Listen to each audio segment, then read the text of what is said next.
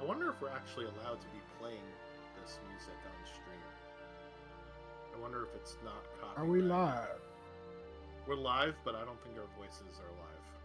But I would still, keep your language PG-13 from here on out. Oh, you can hear us. Awesome. Well, welcome to Final Fantasy VI Worlds Collide, the community race on this Saturday night. Awesome. We have 4 wonderful racers for everybody to be entertained by tonight.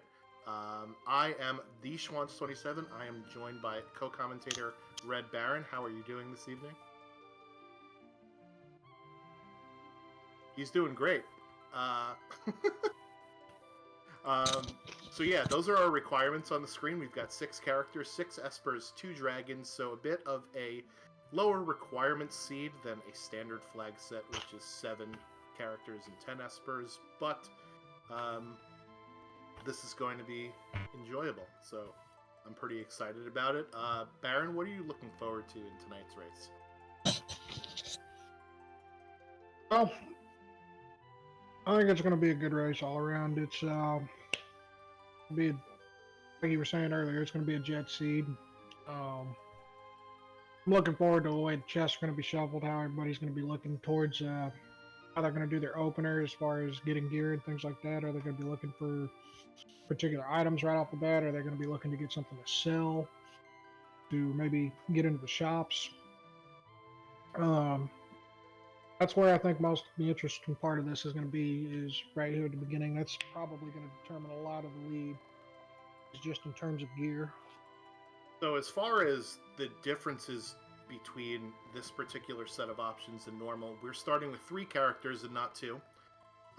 We do have the flag off that if we have a Blitz user, Bum Rush Last is not on, so you can go to the World of Ruin to that guy whose name I can't remember right now, his house, to learn Bum Rush if you're a Blitz user. We also have our chests are going to be vanilla but shuffled, so all of the items that you would find in a normal vanilla playthrough of the game are in the chest, but they are shuffled around to different locations. And we've got no Illuminas, no Paladin Shields, no Ultima, so no freebies, but I think shopping will pay off here a little bit because our Coliseum flag, the rewards menu is going to be on. So if you happen to get lucky enough to find some items that are for trade for even better stuff at the Coliseum, that might be a strategy. It'll be interesting to see, Baron, if anybody does that, and it looks like we're off. I'm also looking forward to if anybody can find the Imp spell, since Psycho Cyan is in play. Alright, so we do have Mog with Blitz, so we'll see who gets Bum Rush right off the bat here. And we also have Jumping Setzer and Dancing Lock.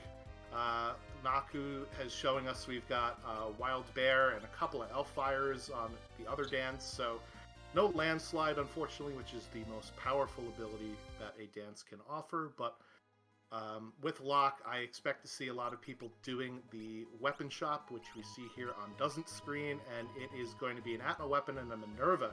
Interesting choice. Which choice do you make there, Baron? Well, at the beginning of the game, you want to go for the Minerva. The Atma weapon doesn't really do you anything unless you're going to sell it. And it pops into the seed anywhere. You can always come pick it up later. Well, we do have the stronger Atma weapon flag or option turned on, which means that instead of dividing that total by 64, we're only dividing it by 32. So it is stronger for the randomizer races, which usually don't get up to those higher levels. So it will be a powerful weapon, but as you said, we're going to have to wait on it a little bit until you get to level 32 or even a little bit higher is where it actually starts to be useful. And we have Doesn't here going for Bum Rush right off the bat. More than likely, he's just going to use that to power play through the initial bosses and probably establish himself a nice little lead. The progression for tonight is, or the scaling for tonight, rather, for battles is, for levels, it's progress times 2.5. So we did not get progression at the weapon shop since it was a choice between 2 items. The HP and MP scaling is at progress times 2, and GP and experience scaling is also times 2. So pretty standard. Let's see what the Curse Shield battles is 8. That's something that's pretty doable, right, Baron? Absolutely. And with the shops and the chests being what they are, this is going to be very, very important. All right, so we'll see if anybody finds a ribbon, or less helpful is a peace ring, because the peace ring will counter the berserk that you get on the character, so you could at least functionally use them. Ribbon would immune all of the status ailments. That would be ideal, as we see the runners mostly just,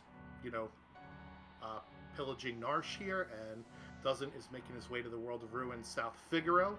We do not have Edgar in our party, which would make the shops even cheaper, but since we're already in the World of Ruin, it makes sense to just go here, because the treasure chests in the little barrels are going to be more powerful than in vanilla. And now that I say that, that's not actually correct, because the chests are shuffled. They're not vanilla. I'm sorry. Yeah, I've never actually taken a look at that. I do believe that all the items that are barrels, chests, everything else is just shuffled. It doesn't change anything for the barrels themselves.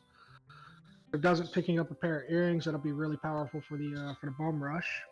Yep, so Genji, either helmet or armor, and Thunder Shields in the armor shop there. So that's a pretty good armor shop. If we come back to it later, it looks like Doesn't is taking a break on the stairs. Be careful, folks. Don't fall down the stairs. It looks like most of our runners are actually getting Bum Rush here to carry through the early and even late parts of the seed. Bum Rush is going to be powerful. So it was a Genji helmet there. That's what it was. So anyway. This is the early phase of the game, so we're going to see some looting and some shop peeking before we actually make some checks. And we find Katana Soul on Naku's screen. Well, this is going to be interesting with a ammo weapon in play, considering he can get through the fight. But we have a lot of power here with, jump and ammo weapon. Ants can be useful at the beginning, but this Bum Rush is probably just going to sweep this seed through. And we have Icarus Blix input and a knockout. Yeah, unfortunately, when you're at level 3, everything hurts. Everybody hurts, and that's a reset. But it's still knowledge for at least knowing where Katana Soul is later in case we get a weapon that will use the offering, like the Atma weapon, or more importantly, maybe a Valiant Knife. And we have Saber Wolf finding a Genji helmet in the mansion. It's a nice little free pickup at the beginning. Yeah, you don't need to buy a Genji helmet if you could find that one. Naku looks like they're going to be taking a couple of fights, possibly to uncurse the shield. Remember, it's only 8 items. I would not have put that on Mog unless you forget how to do Bum Rush. But but that's okay. Anybody besides Umaro and Gogo can uncurse the shield, so it is a choice. I do believe we're going to see Brianna go up to Kefka Narsh and do the Mog check. There she goes. Yep, Lone Wolf has gotten all of us at one point or another to make sure you activate it before you start taking the walk-in. I don't know how many times I've gone through this area and gotten to about where she's at now and then had to turn around and go get a Lone Wolf himself. So we have a blue screen of death count of 1 on Doesn't side. So the real final boss of the game, the blue screen of death, taking out one of our runners early, but we'll see if we can get them back here. So if you have any questions in the chat, obviously we'll be here to answer them. I know that we recently were featured on RPG Limit Break. We are going to be rating them after the stream has concluded, because they are still live and doing their charity marathon. So if you came over from there, welcome. Hope you're enjoying the race so far. It's still in its early phase, and let's see what Brianna gets here from Lone Wolf. Looks like we have Shadow. Everybody's least favorite dad, Shadow, and Doesn't is actually in the Phoenix Cave, looting and pillaging some more treasure chests in there. No, that's an interesting move here, doing a Phoenix Cave as early as he is. It can really pay off because it has a lot of treasure chests. It has a dragon. If you think you have the ability to actually take out the dragon early, get you a lot of levels and things like that. And it's just good because if you end up getting gated behind Phoenix Cave, you've already got it out of the way, and your time consumption is gone. Yeah, unfortunately, we'll have to see if they want to take on this dragon this early. I mean, you do have Bum Rush, which is good, but again, you're at very low levels. Everything hurts at level 3. As we see, unfortunately, Mog is going to be taking a nap over on Naku's screen here, fighting these sea monsters that are more of a bother than they actually seem to be. So, Shadow has lore, by the way. It'll be interesting to see which lores he actually has. According to our flags here, he will start with between 3 and 9 lores, and everyone can learn them. So even if Shadow was not in the party prior to this, and some lore was learned, he would be able to use it on this fight. And it looks like we're questing after General Leo with this sprite set here. Yeah, that's great. I love that. So it looks like Brianna's actually going to take a couple of fights to get off at level 3, which is really not a bad idea at all. I do not think Doesn't is actually going to go after this dragon, which does surprise me a little bit with his playstyle. Saberwolf seems to have found a flame shield in the Albrook armor shop. Fixed dice. There's that one fixed dice chest. There it is. There it is. And we have Setzer with jump, so that will be very good, especially for the start of the game. It seems he can't use the fixed dice, though. That's unfortunate. Interesting. Let's actually like take a look in the flags again, and what in the flags would cause somebody not to be able to equip their natural equipment? So the equipable item set is shuffle plus random. So it's not original plus random, right? So in most standard flags, we use original plus random. In this case, it's shuffle plus random. So unfortunately, we have fixed dice, but no fixed dice user, and that would have been great on Setzer because the fixed dice still does the extra damage that jump entails, and more importantly, for a run like this, for wanting to go fast, it does not have the playing animation. Meanwhile, Doesn't grabbed an Esper out of the Phoenix Cave, so they have one Esper, and Brianna has one extra character. Otherwise, we are still doing our initial shopping and looting here. Do we happen to know what Esper it was? It was the Raiden Esper, or Raiden, however you'd like to pronounce it. And unlike the Mortal Kombat character, this one will instantly kill somebody instead of just lightning them to death. So I didn't see what was on the Esper. I don't know if we had that in a menu yet. Doesn't is very efficient with his menuing, so we'll have to be very quick to see if there's any fun spells on it there. And we have Setzer. Saberwolf here has Setzer with a dragon horn, so now natural jump is now a 2 to 4 times jump. Alright, Pogo Setzer here as we see Bum Rush getting its use. I am sorry for anybody who is sensitive to flashing lights, because that is definitely something that you'll be seeing over and over again this seed with a Blitz Bum Rush user off of the start. Now I'm starting to wonder if Naku knows that he can use Bum Rush on Mog, since he has that Cursed Shield on him. Meanwhile, Doesn't also picks up the Zone Seek Esper from the Zen Thief. You could either get the Zen Thief in the World of Ruin or the World of Balance. Only in the world of balance it will tell you whether or not it's an Esper or just an item. I didn't see exactly how much it was going for, but it was cheap enough for him to buy, so it must be decent in the world of balance. As we see Saberwolf heading into the Phoenix Cave as well.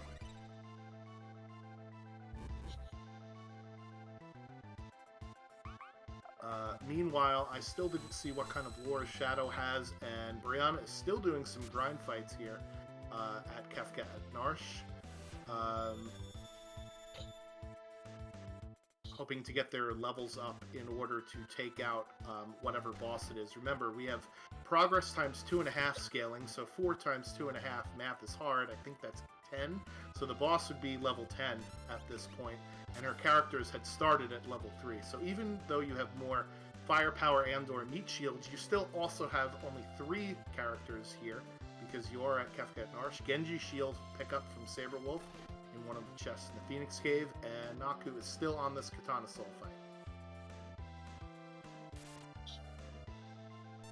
Yeah, it's not too good to get stuck like that on one encounter, especially when it doesn't give you any kind of progression, even if it is probably one of the best in the game.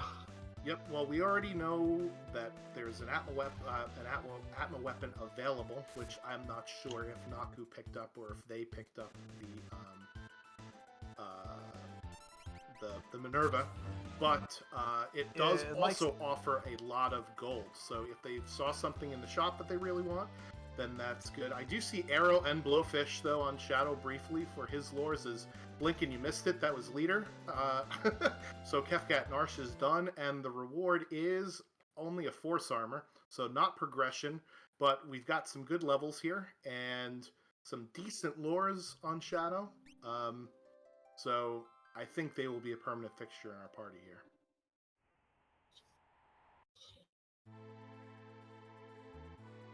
Meanwhile, Raiden with Fire 3, Pearl, and Doom. Zone Seek, I did not see what it had. Ice 2, so it looks like we've got some pretty decent magic spells right off the get-go for Doesn't. Saberwolf is going to also be picking up that Raiden Esper to get Doom, Pearl, Fire 3. And Naku here is going to the inn, finding Gao. Elton Morph. Gao has no ability to attack. That's kind of the catch-22 with Gao, is that he can be extremely overpowered, having, shock and X magic, or having something like this, health and morph, where he really can't do anything. The Rachel chest is unfortunately empty, as we see a Madam and Veteran on Doesn't screen. Normally I'd be running for the hills from this fight, but I think he needs the levels, and if he goes past this particular fight, it'll get him some very good XP here. But again, it's kind of a tough go. With Bum Rush, it's not nearly as bad, but it's a pack of 3. Find a Genji glove over in the Returner's hideout on Brianna's screen there. So if we find multiple weapons that are of good use, we've got our Genji glove. We've already got our offering-ish, if we can eventually take out Katana Soul. So we'll be set on the physical side of things as well. There's the dried meat, which we'll need for Gao's check. Only one of our racers has Gao at this particular moment, though. You also see Super Balls, but Brianna elects not to pick them up. I suppose with the amount of starting firepower, that's really not a bad decision. Gravity Rod.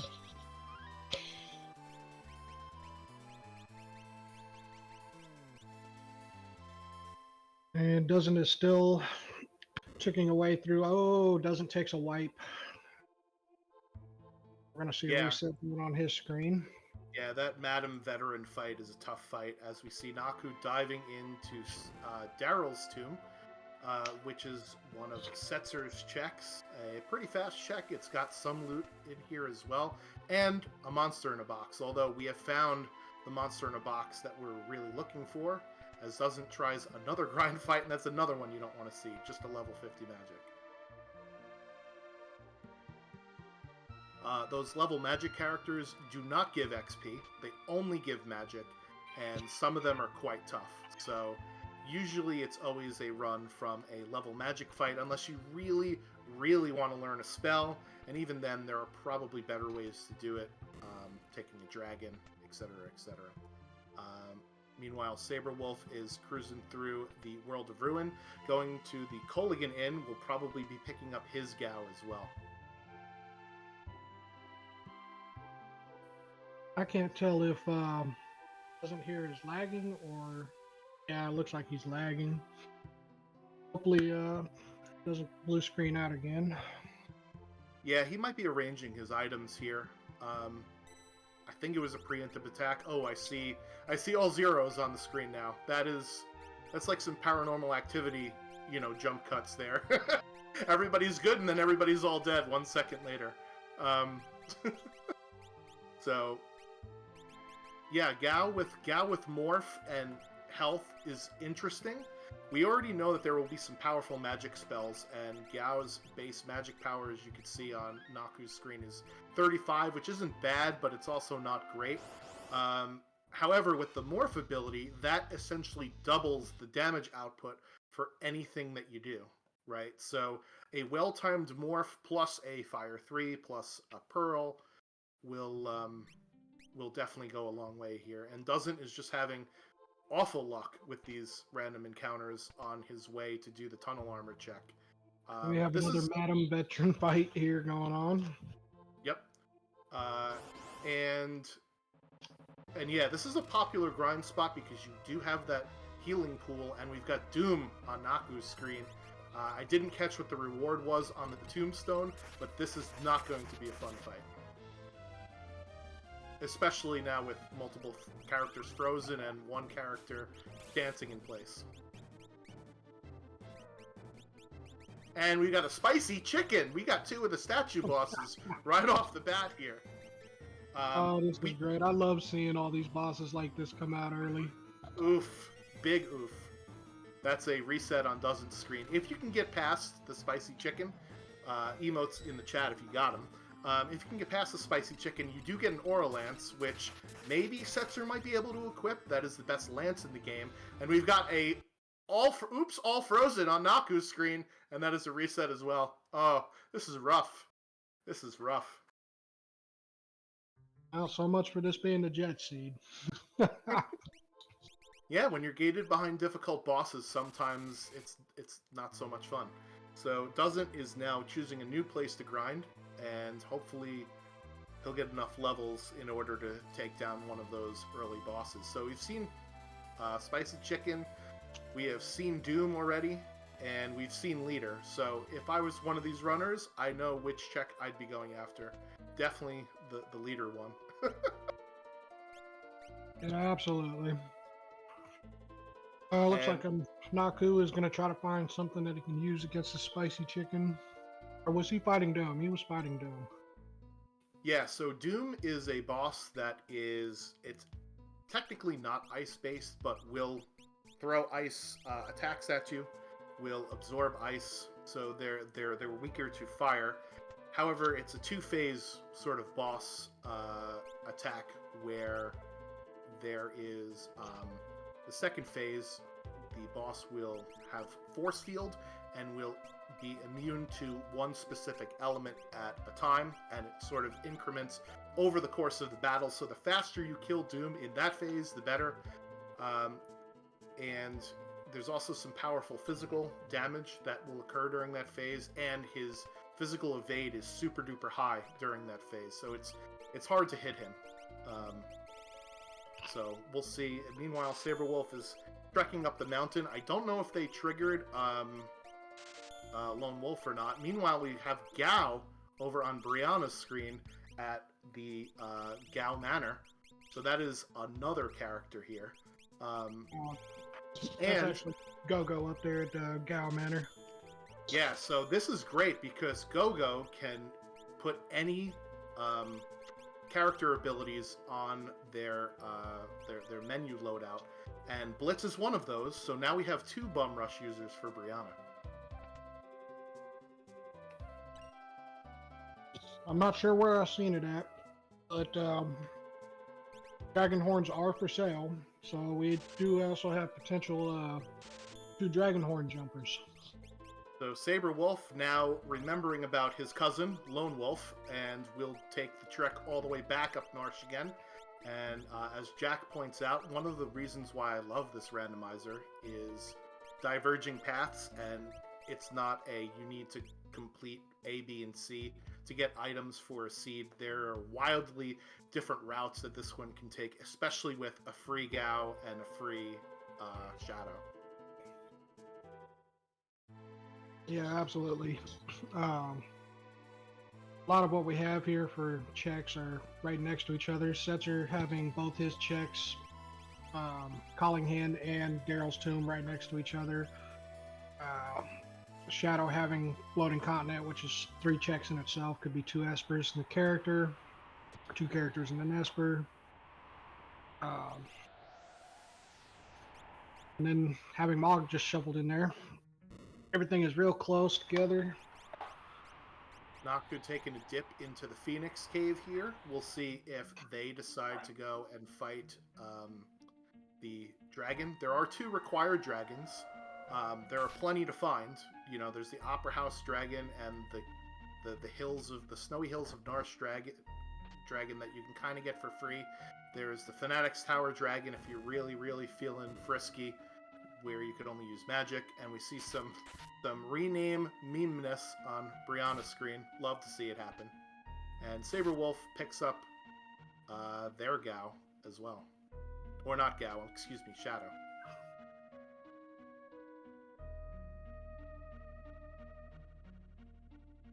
And Doesn't is still getting bullied by random encounters here.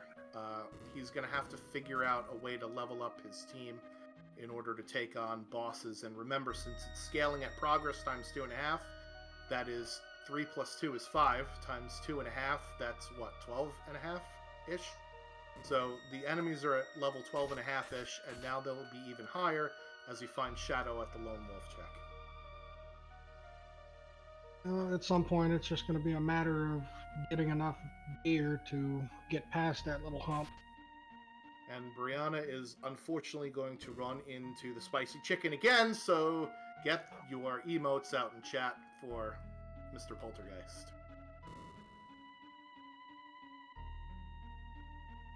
I think it was kind of kismet that we decided, or you know, you were commentating on this race after talking about chickens in the pregame lobby, right?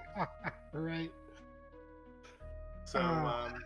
So yeah, we have 2 bum rush users over on Brianna's screen. One of them is lying face first on the floor at the moment, and we have Blowfish going on, and that will do 1,000 damage every time. Unfortunately, the Curse Shield on Shadow also means that he is going to be a ShamWow for all of these different bad spells, and there's only one person up right now, and that's Setzer. It looks like they're going to try and get the party up again. Meanwhile, Saberwolf is going through the Serpent Trench. I missed what they got at the Veld, if they did the Veld. That's my fault. Anybody in the chat can let me know what we missed there, or Baron, if you saw what they got at the Veld. Unfortunately, I missed it too. It looks to be an Esper, I believe. Well, they did get an Esper. Saberwolf got an Esper from the Phoenix Cave, so it might have been another dead check. But they also might not have done the Velt because they had a full party. Oh, alright. Forget what I said. That was just Water Rondo. I don't know what I'm talking about, so Baron, you should take over here.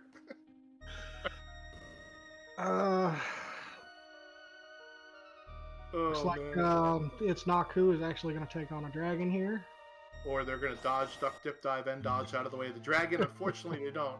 And it's the blue dragon, so the blue dragon is weak to lightning. Unfortunately, they also do a lot of water-based attacks, for which there isn't a lot of elemental defense against. But with a jumper and some blitz and some dancing, we'll see if we can take this dragon out here. Will be a lot of XP if they can take it down. I'm pretty sure I've seen that It's Naku has Bum Rush, but he's not using it. And meanwhile, we still have Brianna trying to get her party up.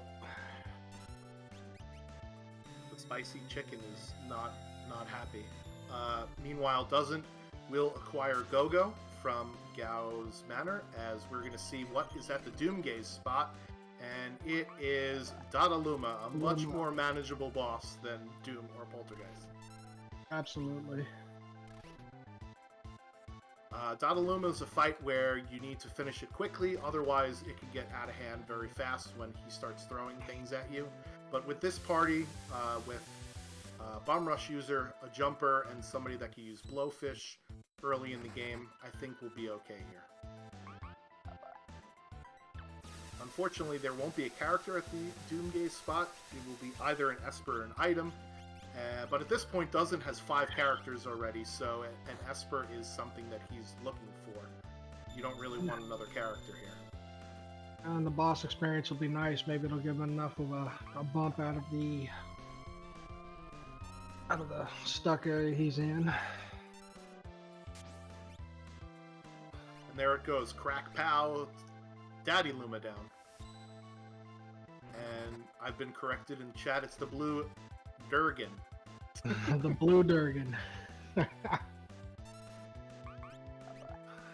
Meanwhile, we are not in a Serpent Trench on Saberwolf screen. We're still trying to crack that Curse Shield and get some levels at Kefkat Narsh with Aura Bolt as one of the better blitzes early in the game. If you don't have instant access to Bomb Rush as we did this particular seed, but it looks like we've got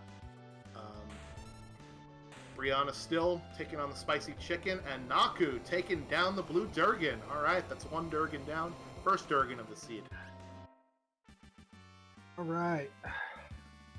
It's going to be a nice little XP boost right there. And there it is. Spicy Chicken also down for Bree. 2 very tough fights. We did get... you always get the Scimitar, which is vanilla for the blue dragon. I did not see what else the blue dragon dropped, unfortunately. It was just an Aegis shield, nothing special. Okay, and we've got Seraphim on Brianna's screen. Esper reward for that incredibly long fight, but that's what Perseverance is for there, healing her party up at the spring. And Meteor, Osmos, Fire. Okay, Osmos is good for anybody that wants to be a magic user. I have run out of magic so many times at the final battles that it has been burned into my brain to try and look for a Esper with Osmos. But they also get an Aura Lance, which I don't know if Setzer can equip or not. It would be nice if they could, but we'll see how it goes. Meanwhile, Doesn't is in Daryl's tomb. Naku picking up the Raiden Esper from Phoenix Cave, and Saberwolf is still hacking and slashing through this Kefkat Narsh goodness here.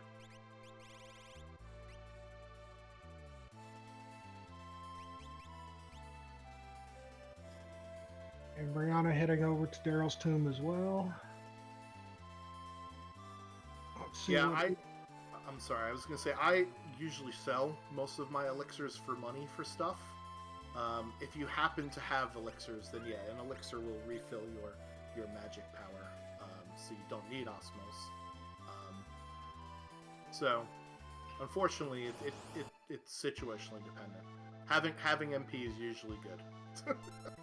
That's true, and that's a nice little quality of life update that they added to this randomizer, is the fact that you can sell an elixir for more than 1 gold.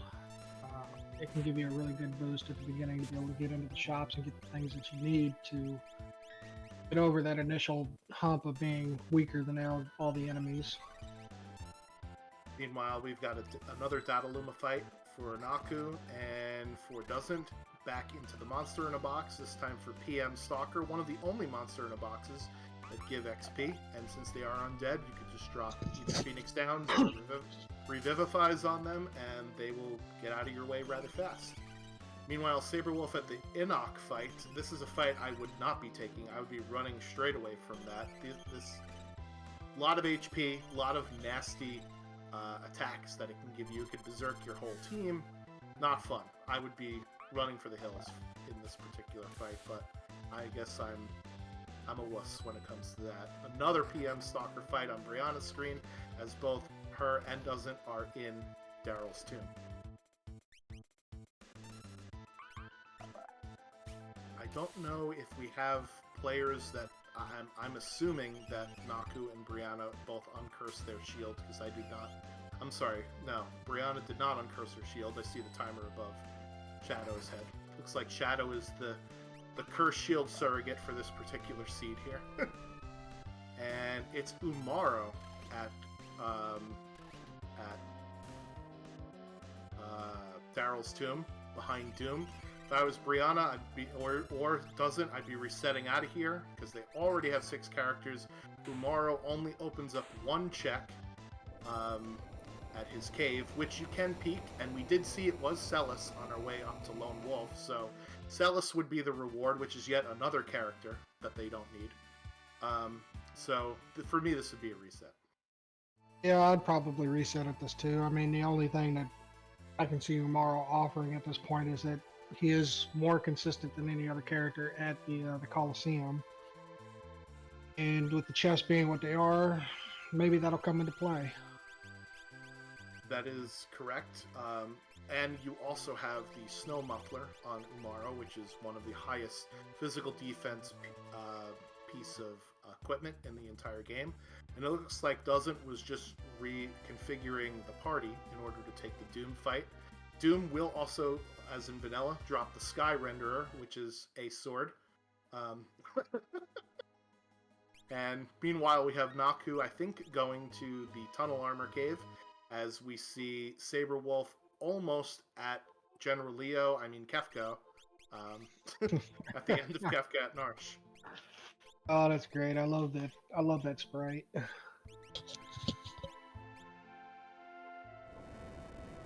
Yeah, so we do see Brianna take care of Doom with Bum Rush. Doom will also grant 50 magic points and a ton of XP, so perhaps they're doing this fight for the magic points and for the XP. Remember, there are some good spells floating around here. Fire 3, Pearl. And we do have Umaro. Like I said, we did get a chance to peek at what the reward was, which was Celis. It also gives you more of an incentive to go up and check Tritalk, and since you already have to fight 2 dragons anyway, you might as well take that dragon on the way. So maybe I'm wrong. Maybe this fight is not an automatic reset, because now you can just get more rewards. Meanwhile, Naku, trying to run away from the spicy chicken. Get your emotes out in the chat. We'll see if they can take it down. Meanwhile, Saberwolf unfortunately succumbs to General Leo's army at the Battle of Narsh, and he will be taking a reset there.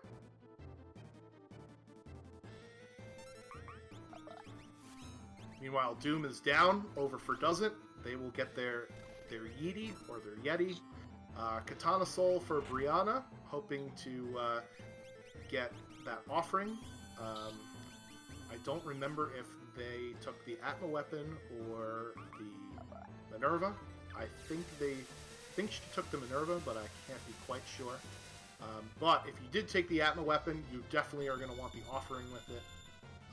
The offering allows you to swing the Atma weapon 4 times. And I don't remember if the penalty does apply to Atma weapon or not with the cut in half. I don't think it does, but Chad is going to yell at me anyway if I'm wrong. So we'll see how it goes. There's a total of 3 weapons that the offering does not affect as far as the damage goes. That would be the Atma weapon, the fixed dice, and the Valiant Knight. There we go. So, that's why we have 2 people commentating. Meanwhile, Brianna unfortunately taking a reset to Katana Soul. Doesn't is at the cave, at the Veld, rather, not the cave at the Veld, just the Veld here, and using the Arrow Lore, which is one of the only wind-based abilities that is worth using in this game, anyway. Fortunately, not picking up the reward there. That just goes to show how great this randomizer is that you could take a look at the flags and you could think, oh, this is just going to be a jet seed. It's going to be so easy. And then all of a sudden you're gated by Doom, Spicy Chicken, just having all of these different obstacles in the way that you're not going to expect right off of the bat. And everybody diverging, going to a different thing, and running into the same problem, essentially. Well, Doesn't is continuing his random unluckiness by not getting the reward from the Velt. So before it was bad random encounters, and now it's, the reward not showing up. Meanwhile, Brianna chasing down the dragon at the top of the World of Ruin Narsh, and surprise, it's Vanilla Ice Dragon here. We do have some fire magic available, and we've got Bum Rush, so we'll see what happens here if the whole party doesn't get frozen. It's only one, but unfortunately it's one of our Bum Rush users.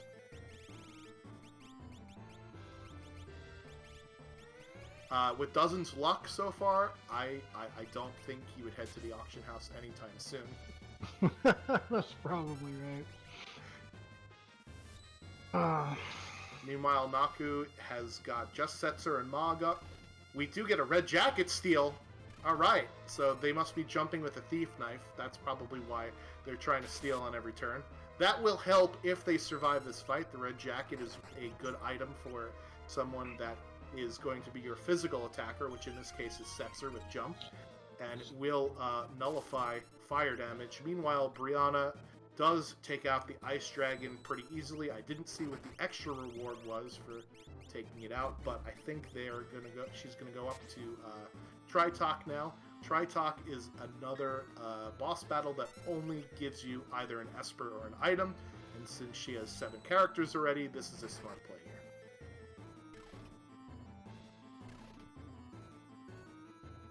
Meanwhile, Doesn't hopping into the Serpent Trench as they finally got the reward, which, according to the tracking sheet, is...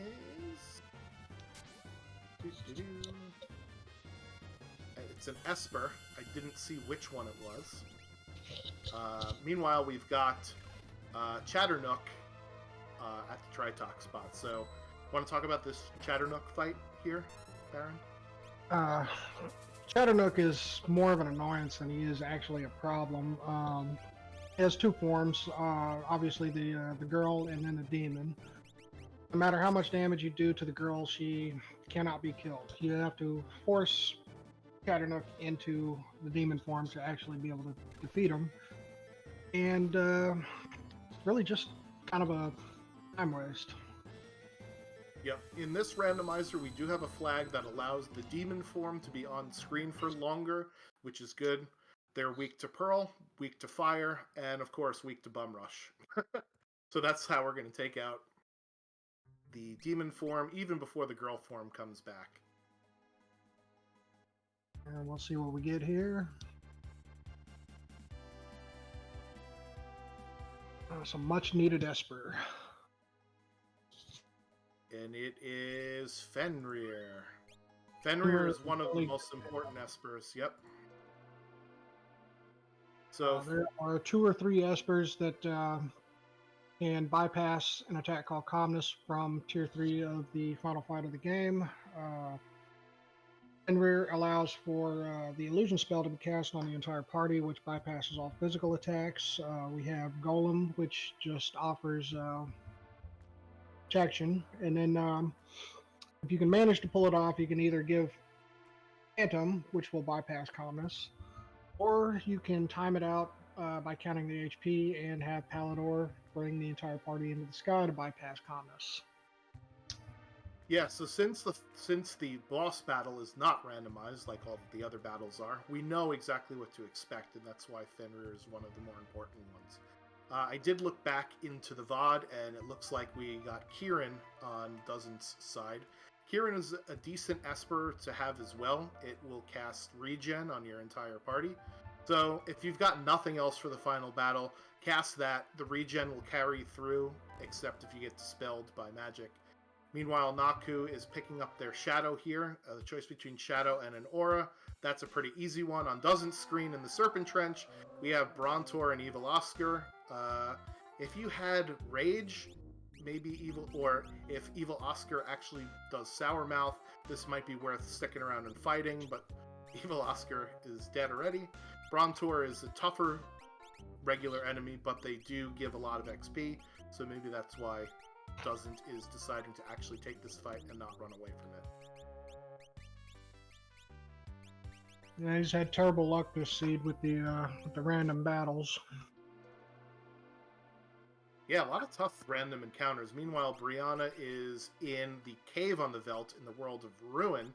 It's one of Shadow's checks, and you can see what is lying on the ground at the end of the check before you actually take it, whether it's a character, a piece of magic on the ground, or if it's an item, it will be an NPC lying on the ground, which at that point, unless you really, really need XP or need to learn a spell, you'd be teleporting out. That looks like Terra on the ground there. Unfortunately, Best Girl is not needed, so she's going to be left on the ground. Sorry, Interceptor, you're going to have to drag her out by yourself. At the end of the Serpent Trench, however, Doesn't is grabbing Phantom. So Phantom is a useful Esper in the final battle. I like to use Phantom on Tier 1, actually, because Tier 1 is all physical attacks. And Phantom will turn your party invisible, which means that physical attacks will not hurt.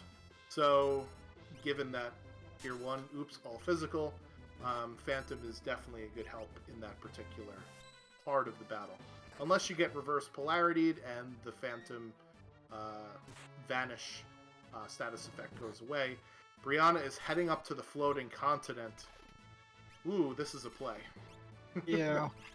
I've been working on a floating continent. It's about a 12-minute check, but you get 3, character Esper items out of it, so Yep. it's one of the more efficient ones to do, but it looks like a lot more than it really is. Yeah, the first reward is always either a character or an Esper. The last reward is always either a character or an Esper, and then the middle reward is either an Esper or an item, so no character possible there. Brianna is hoping for a 3 Esper reward here, because she does not need any more characters. I think she's running out of checks to do as well. Gao, Gogo, Umaro, Mog, they all don't have very many checks associated with them, right? Gao has 2, Mog has 1, Gogo has 1, Umaro has 1. We already know Umaro's a Celis that we don't need. So I think Floating Continent is the last spot here? Maybe? Are we gated at Floating Continent? I don't quite recall. I'm not 100% sure either, but it does seem kind of going in that direction. I mean, we have Go-Go in play. I've not seen anybody hit Triangle Island yet, so that might be the gate right there. But I do believe every other check has been taken.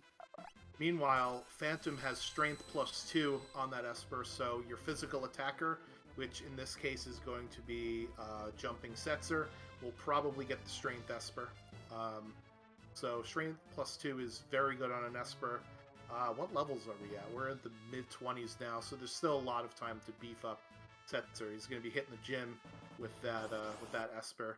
Katana Soul, fight for Doesn't. Saberwolf still trying to get to General Leo, and Naku is got leader at the end of the Kefkat Narsh fight. We've got almost synced leader battles here. On different backgrounds as well. Yep. Meanwhile, Blinken, you miss it. Flame Eater was the first boss for Brianna. Brianna is then going to fall into another boss, so this will heal you. As we see a suplex on leader from Naku, the people's champ there. There we go. Almost meme dream. And we have Tunnel Armor for the falling fight. Yeah, so should go down pretty easily. Tunnel Armor, one of the first bosses in the game. 1 bum rush or 2 bum rushes? What do you think? I'm thinking 3. Maybe not at that damage. It's just 1. Wow. Yeah, I forgot. A lot of the blitzes actually run on magic damage. You got what is it? Aura Bolt. One that heals you. What is it called? Chakra. Mantra. Well, it might be called something else in other translations. There's like 10 different translations. Meanwhile, Bismarck, the whale, at the end of the first part of the floating continent there, as we see a Strength +1 on that. So again, give that to Setzer, because he's going to be the one jumping and hitting things. Saberwolf, meanwhile, and Naku, I believe, both took leader down, which is good. Meanwhile, Naku is heading over to the Gao Manor to pick up their Go-Go. So they are now at 6 characters. Doesn't looks like he's doing the walk up to the top of Narsh, and Brianna is doing the monster in a box at the floating continent for some extra levels and some magic points to teach some spells. I think Meteor was on that, which is not a great spell unless you need it for magic ignoring things, and the curse shield has been dispelled, and now it's a paladin shield, the best shield in the game. Absorbs the 3 main elements and nullifies all the rest of them. It's an interesting choice there to put it on Go-Go. I don't understand the logic behind that, but these races are definitely better than I am. Sorry, Yeah. go ahead. I was going to say, if you're doing Bum Rush with Go-Go, then you want to keep Go-Go up, right? So Mog and Go-Go with Bum Rush will be probably your most powerful attack team, unless somebody is going to be doing the offering Atma weapon combos, because I haven't seen any Valiant Knives. I don't think we've seen anybody that can equip fixed dice yet. I just might have missed it though in the menuing. So I think that'll be your most powerful attack there. Yep, Meteor is very blah, aside from if you have nothing else to deal non-elemental magic ignoring or magic defense ignoring damage to something. Naku is down in Daryl's tomb, finds Doom, who immediately casts Ice 3 on the entire party, and that's going to hurt Shadow, who's still got the curse shield, and yep, they go Locke with 2 HP in a dream here, dancing away. He gets it too. Oh, he's still dancing. Doesn't find any Chatternook. Brianna going to the save point that I actually like to go to on the floating continent, because if you save at the very beginning after the reward, then you have to do all of this walking again if this next boss is a problem. I don't think with her party that anything would pose a problem. Insert commentator's curse here. The only thing I can see being a problem is maybe Phantom Train. Phantom Train is severely underrated, and we see a number 128. This is a boss from the Magitech Factory. Not very dangerous. Don't see this coming to be a problem at all. This is Mom's answer to, but we have Inferno at home. So, obviously with a mechanical boss, they are weak to lightning, weak to water, and weak to meteor. I mean, everything's weak to meteor, but meteor is also weak to itself. But maybe they're just trying to clear away those 2 arms so that Bum Rush can target the main part, right? Because Bum Rush is an untargetable attack. Clear out the arms, then you could target the middle all day long. So maybe that was a much smarter play than I thought. Chatternook is... I'm sorry. Go ahead. So Chatternook is down for doesn't. That will get the another Esper for him, and that puts him in dragon mode, I think. So the Fenrir Esper, one of the most important ones.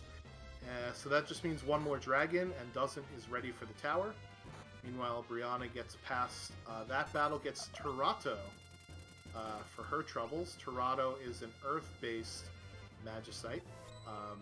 One of the only earth elemental spells that you sort of acquire over the course of the siege.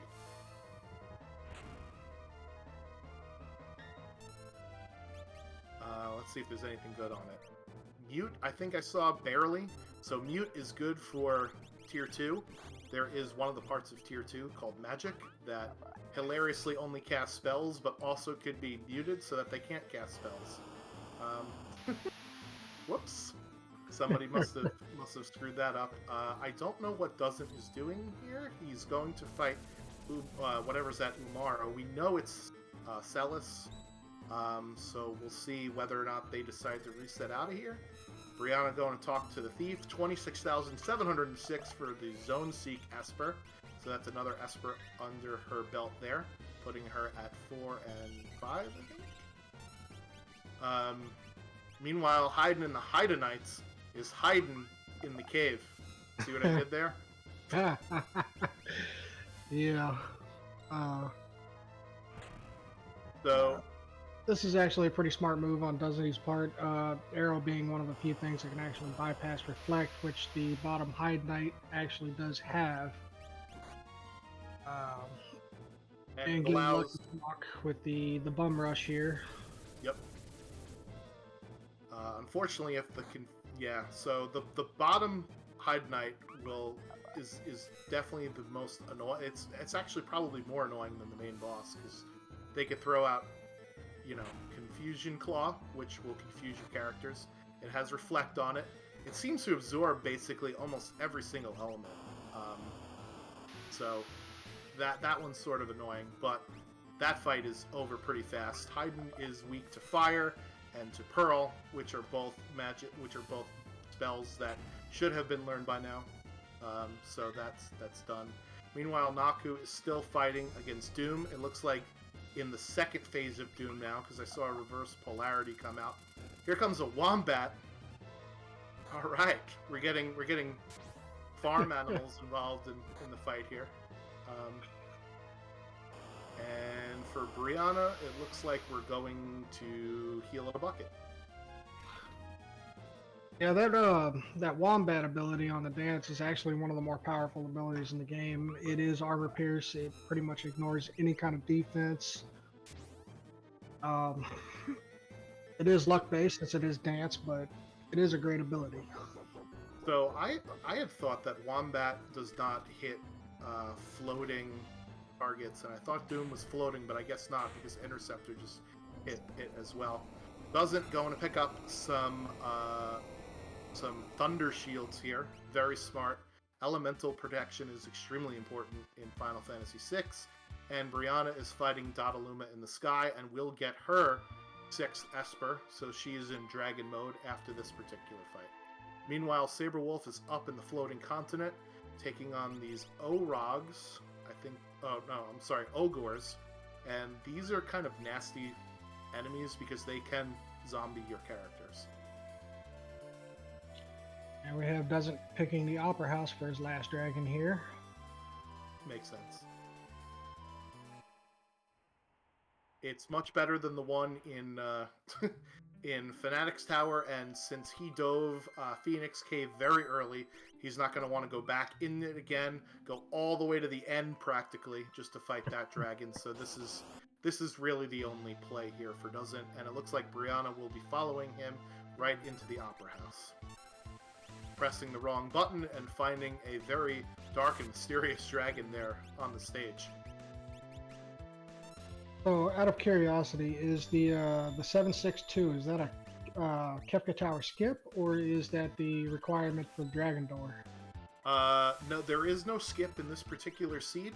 We need 6 characters, 6 Espers, and 2 dragons. The Skull Dragon is what we find at the Opera House. The Skull Dragon is sort of like an undead dragon sort of thing, so it's weak to fire, weak to Pearl, weak to Bum Rush, but you can't doom it to death or kill it to death like you can, say, the Phantom Train or Haydn, right? So, Skull Dragon's down on Doesn't side. We'll get a lot of XP. As Jack is pointing out in the chat, I wonder what levels they're on, as we get Genji armor as the reward. So we might need to fight some more things. Because the requirements are so low, your characters might not be leveled up enough to go into Kefka's Tower and to take on the bosses, but it looks like Doesn't is just going to dive it now and see what happens. Yeah, he looked to be around mid-30s, early 30s. It should be strong enough to come into Kefka's Tower, but... Will we see a toilet Atma? No. I mean, that's one way to level your party up when you're in Kefka's Tower, right? Is to take all the all the random boss battles. Meanwhile, Brianna is now in go mode with Skull Dragon down. Katana Soul is being taken on by Naku here with Aura Bolts. And on Saberwolf's screen, we see some more Enox, which Brain Blast is one of those abilities that can berserk your character. And that's why I usually tend not to take this fight, because they also have a lot of HP as well. Right. Enox are very troublesome. A Blowfish coming out, that'll probably take care of the fight for him.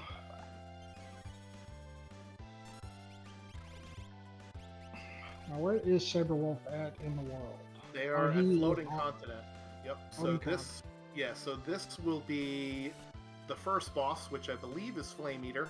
I didn't think we found any ice spells in this particular seed, but as long as you hit it with non-elemental stuff, you'll be okay. Which means Bum Rush, which means whatever sword or whatever Setzer is doing, and Blowfish will certainly work if you have enough MP for it, which unfortunately looks like he does not. Looks like Hitsunaku took a wipe. Yeah, Katana Soul is no joke. You have to be ready with a very overpowered party or very like high-powered offense to take it real fast. Katana Soul is great because you can get the offering from him. You could also get a lot of money from him, and you do get 25 magic points, which is pretty decent. But you don't get any experience, and if you don't really need an offering, then there's no reason to fight him, unless you really, really need that money. And it is a lot of money. It's I do believe 65k for the fight. Meanwhile, A lot of times. Oh, go ahead. I'm sorry. No, I was going to say, meanwhile, we are going to see what doesn't... And it's the Three Stooges. All right. So for this particular battle, there's 3 enemies on the screen. The top one is weak to, or absorbs fire and is weak to ice, as denoted by his red sprite. The one in the back absorbs ice and is weak to fire. And the one in the front is the lightning, absorbs lightning. You do want to kill the one on top first, because that one will not only heal the other 2, but will revive the other 2. So, unfortunately, with a Mob Go-Go party and an untargetable Bum Rush, this is not an ideal boss here for Dozen. I do believe the back one, the blue one, is weak to X-Zone or Doom, things along that nature, but I don't believe we've actually seen any of those spells. The seed. I think Doom's lying around somewhere, but X-Zone and this fight doesn't play well. I once got into a situation where I X-Zoned the back, and it got revived, and it was a whole mess. Anyway. So yeah, so Naku has the Atma weapon, which is why they want the offering so bad, because offering pairs extremely well with Atma weapon.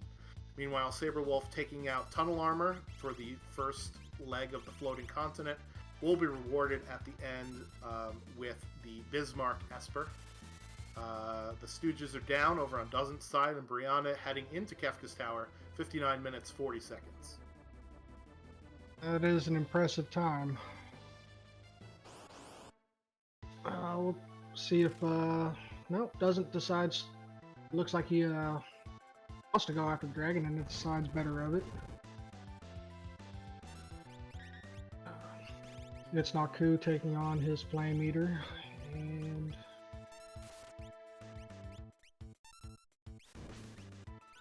yeah, Bum Rush is great, except when there's more than one part to a boss, and you have to kill a certain part of a boss first, right? So, semi-decent luck for the first time in this run for Dozen on that Stooges fight. but yeah, sometimes you just want something that has target spells. So they're off and running towards the latter half of the boss gauntlet here in Kefka's Tower. Naku against Flame Eater has killed all the bomblets, is punching it in the face, which certainly works. Flame Eater does absorb a lot of elemental things, and Pummel is just punches to the face, which is not elemental, last time I checked, so... It's Naku not actually broken his cursed shield yet. Yeah. Well, it's hard to take with the starting characters that we had. Remember, it was Mog, Setzer, and Locke. There aren't any checks that have forced encounters into them. So this is probably the best place to break the shield, because you are forced to do 3 encounters at the front half and 2 at the back half. So Flame Eater down. Meanwhile, we have a suplexing trade. All right. At 101.30, call the race. Doesn't wins the race. suplexing the train, and then getting a wheel to the face. There it is. A meme in a dream. So we've had suplexes of both Leader and the Ghost Train this stream. This is wonderful. This is what you come to Final Fantasy VI Worlds Collide restream for. A nasty tap dancer ninja fight for Brianna. Run away. Well, he managed to get one person out of the, or she managed to get one person out of the fight, so she is alive. There it is. Yeah, that's also a fight you never want to see. Yeah, I'm not sure what the tap dancer can do, but I know that the coverts are very nice to deal with the ability to turn invisible, with throwing fire schemes, different elemental items. Just definitely a fight you don't want to take, don't want to see. It might have been a mistake. Maybe she didn't put a Moogle charm on. So doesn't wins the train percent speed run we have here. Meanwhile, Inferno at home goes down on Saberwolf's side, and Brianna is going to fight her Stooges fight here. It looks like she also has Mog and Go-Go. No, she has Mog and Locke with 9 HP and a Dream.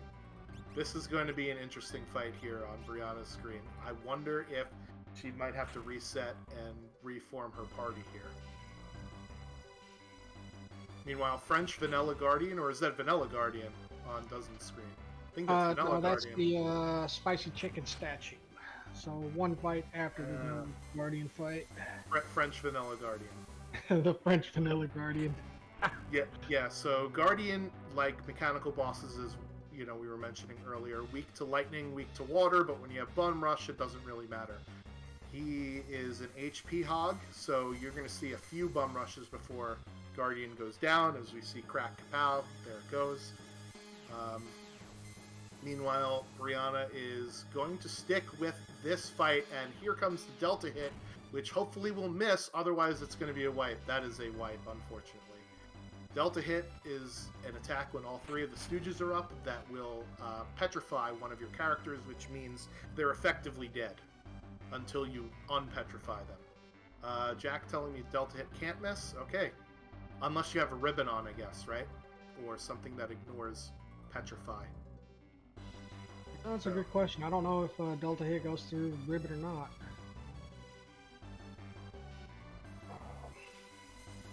Well, listen, you learn something new every day with this game, and that's one of the reasons why even 24, 5, 6, 7, whatever it is years later, it's still a wonderful game to play. So if you're enjoying what you're seeing, here's a massive plug, ff6wc.com. There's links to all sorts of wikis to get you started, and a link to the Discord server, where people are very helpful in order to get you on your way if you like this idea. Meanwhile, Senor, Senior, Scrontium, whatever you want to call him, Behemoth, over on Dozen's screen. I've always liked the Senor. He just looks like a Senor to me. Or Super Behemoth, which I think is the actual translation. Has two different parts. Both are weak to fire. The second part is weak to Pearl and also instant deathable when it actually hits. When it actually hits. Meanwhile, I missed this Ultros fight on Saberwolf's screen from when 3 did it on the floating continent. This is Ultros 4, the Ultros fight you never want to see, because it doesn't grant any XP or MP. It's just annoying. Meanwhile, Super Behemoth, on the other hand, drops a Behemoth suit, which is one of the best pieces of armor in the game. Let's see if anybody can wear that. We've got Inferno at home on Naku's screen, and Brianna pulling out, I don't remember what the name of that blitz is now, the wind one, what's it called? Air Raid? No, that's from the remaster. Air Blade is Air what Blade, it's called. that's it. You're close. Close. We'll, points. We'll give you points. It seems to be healing the back one, which is odd, because I thought it would heal the one that's lightning based. And here comes another Delta hit again. This is unfortunate party composition for Brianna. And we've got Ifrit. There's a miss! Okay, I was right. So it can miss. Look, we're all learning stuff here on the stream today. Ifrit, meanwhile, on Doesn't Screen is weak to ice and will throw out all sorts of fire attacks. After a few attacks, I think it's 5 or 6, then Shiva comes out, Ifrit goes away. Shiva is the complete opposite, will do ice attacks and is weak to fire. You could also run away during the transition and Doesn't get wiped at the Flare Star. Ouch. Yeah, that's painful to see. You hate to see it. This is going to give Brianna a chance to get it back into this, but she's having some difficulties with the Three Stooges fight here. So Jack pointing out that the safety bit was a relic that was put on right before this fight. Safety bit protects from mortal magic damage attacks, and since getting petrified is considered a mortal damage attack, that's why it missed. So this is basically just a let's play the waiting game here, because there's either Minerva or Paladin Shield. I think it's a Minerva on Mog, which means, you know, he basically absorbs every single attack that these Three Stooges can throw at him, and so it's just going to be a slog. Now we do have one down. Unfortunately, it's not the one you want down. You really want the top one down, because the top one can revive the other two. Let's hope that... Oh, there it is. There's the life, too. Ugh. You hate to see it happen. So, for Ifrit and Shiva fight, if you can run away during the transition between Ifrit and Shiva. However, that also robs you of any XP and MP that you might gain from the fight. As we see Naku finishing up on the floating continent here with the Ultros 4 fight, Saberwolf is into Daryl's tomb and going to find a Doom at the end of this. So let's see if he resets or not, because remember, the reward is Umaro. Already has 6 characters, so we'll see if this is a back out of this fight or not. Meanwhile, the top stooge is finally down on Brianna's screen, so it should be a smoother sailing here, as Doesn't gets past the Ifrit Shiva fight. And interesting, Saberwolf is actually going to take this fight for the Umaro. Yeah, I mean, he could be wanting to learn some magic spells. Remember, we got some powerful magic here early in the seed with the Fire 3, the Pearl, and the Doom. It seems he's learned it on most of his characters, though, so... Unfortunately, this is not going to work in the second half of the fight, because in the second half of the fight with Doom, he casts Reflect on himself, which means all magic spells that are specifically targeting will go back to return to sender, and physical damage, he has very high evade. Meanwhile, looks like he's getting Beam Me Up, Scotty, into the final fight with General Leo. Brianna gets past our Stooges, and we only have a Chupan on the screen on Naku's side. Doesn't entering the final fight at basically 1 hour and 10 minutes. And that is an extremely impressive time. Yep, so far Doesn't is definitely in the lead, but you know, this is Final Kefka. I didn't catch what his levels were going into this fight. I think you said it was mid-30s, right, before? Yeah. I know he entered Kefka's Tower at the low 30s, so mid-30s is probably about right for where he's at. So he should be okay.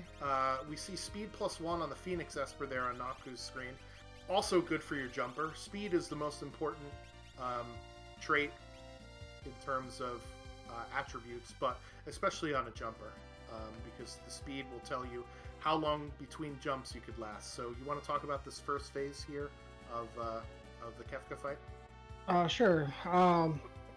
There is 3 parts. There's short arm, there's long arm, and then obviously there's the face. I believe it's the long arm is weak to Doom. The other 2 basically have just physical attacks. Phase 1 is very physically strong. His attacks can wipe a party out pretty quickly. The Phantom Esper is pretty good here. It'll cast Invisible on your party, make you immune to all physical attacks. do have a dread coming out. That's really bad. As you can see, Go-Go is petrified here. Yep, that's why you buy some items at the beginning of the game. The head is also weak to fire, which is why you see a bunch of Fire 3 spells going that way. That I did not know. You also don't want to leave the head for last, because the head will cast Quake as its death counter, and that will probably, if not wipe your party, deal a significant damage, because ain't nobody got Earth protection. Meanwhile, we've got a Ghost Train on Brianna's screen. Let's see if she continues to be the meme queen of the stream, and if she does with the suplex, boom shakalaka, there it goes. There we go. Naku is on the Veldt looking for their final Esper in order to be in Dragon mode, and I believe they will get it, because I think that's Kieran, if I recall correctly. Pearlwind coming out from Shadow here. So Pearlwind is a lore that will heal your party for however much HP the caster has. So it's a pretty good one. One of the better lores. And we're going to be bum rushing the last arm here, and that's tier 1 done, and on to tier 2 for Doesn't. Brianna taking down the Phantom Train. Saberwolf finally finishing with the Doom fight. So let's talk about tier 2 now. Tier 2 is a bit more tricky than the rest of the Kefka fight. There's 5 parts to it. There's the Tiger. What do they call the one that does 10 hits? I just usually call it Hit. There you go, Hit. Then we have the blue one, the Blue Man Group. That's what it's called. There we go, Blue Man Group. So we have tools in the middle on the top side, and then we have magic in the back. You want to definitely mute magic in the back. Tools is weak to Doom. If you have any kind of instant kill, he's easily one of the first targets you want to hit.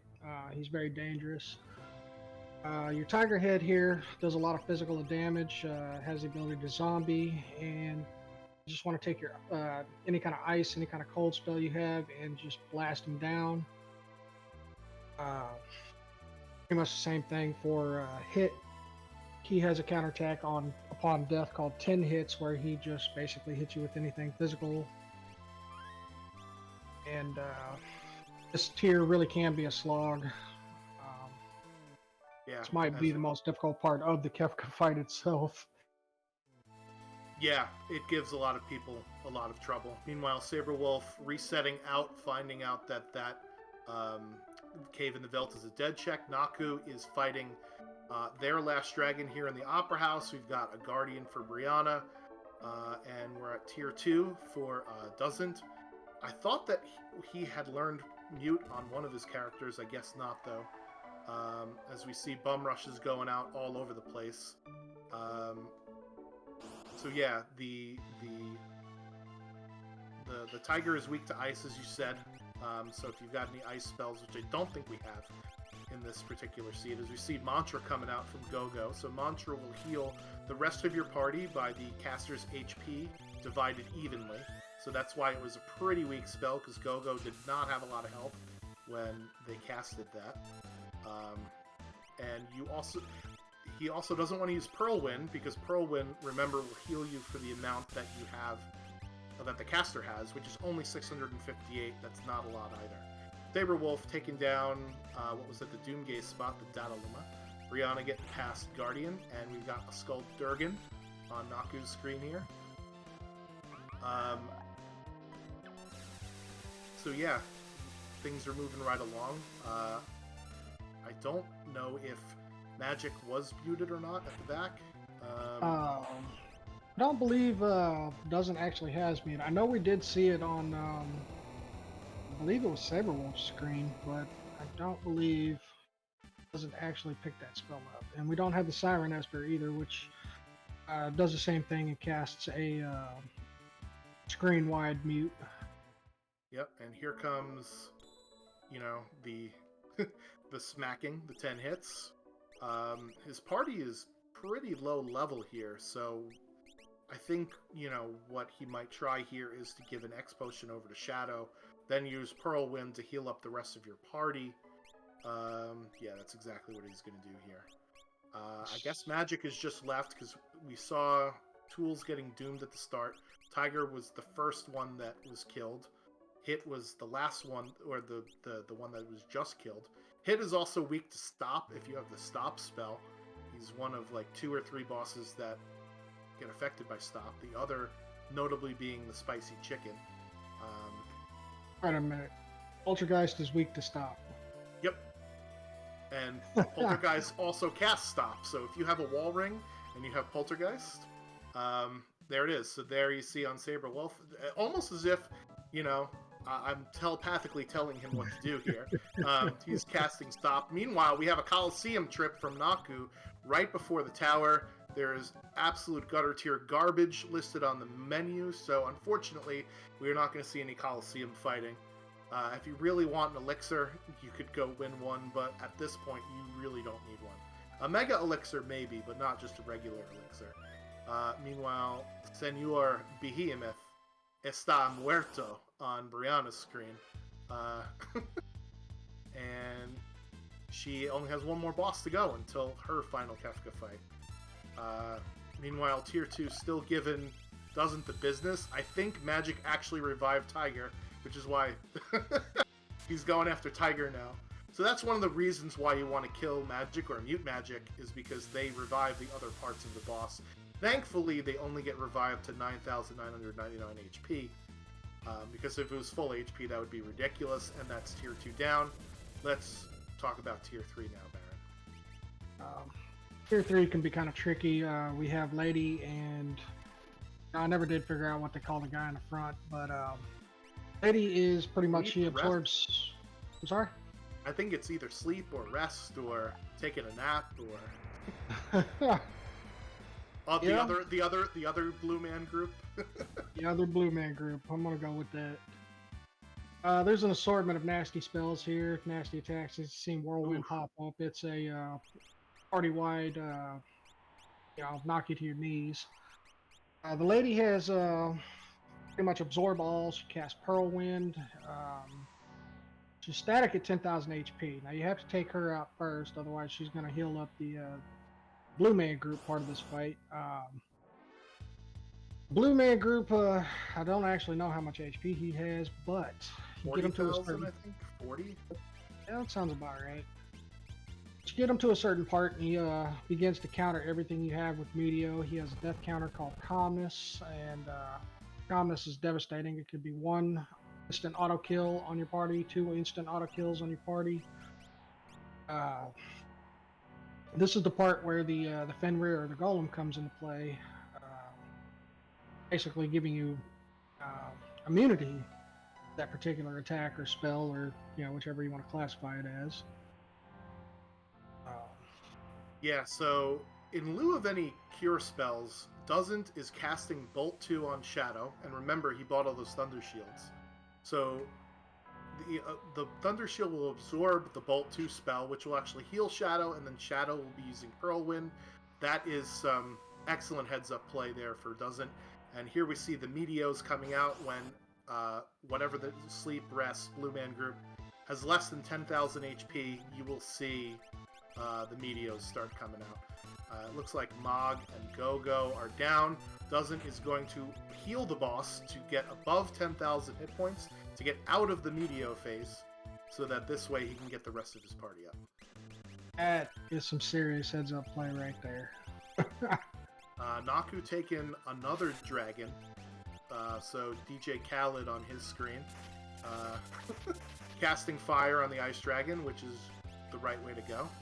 It looks like they already have 2 dragons done. Maybe they are concerned about their levels here. As we see a Shiva appearance on Brianna's screen. Did not decide to run away from that. Shiva is weak to fire and absorbs ice, and a Whirlwind is not going to do the trick there, unfortunately. Meanwhile, we have healing going back on Doesn't screen. Again, employing the let me bolt myself up to a decent health and then use Whirlwind to heal the rest of my party. But there is a ticking counter on Setzer, who's only got 7 seconds left to live.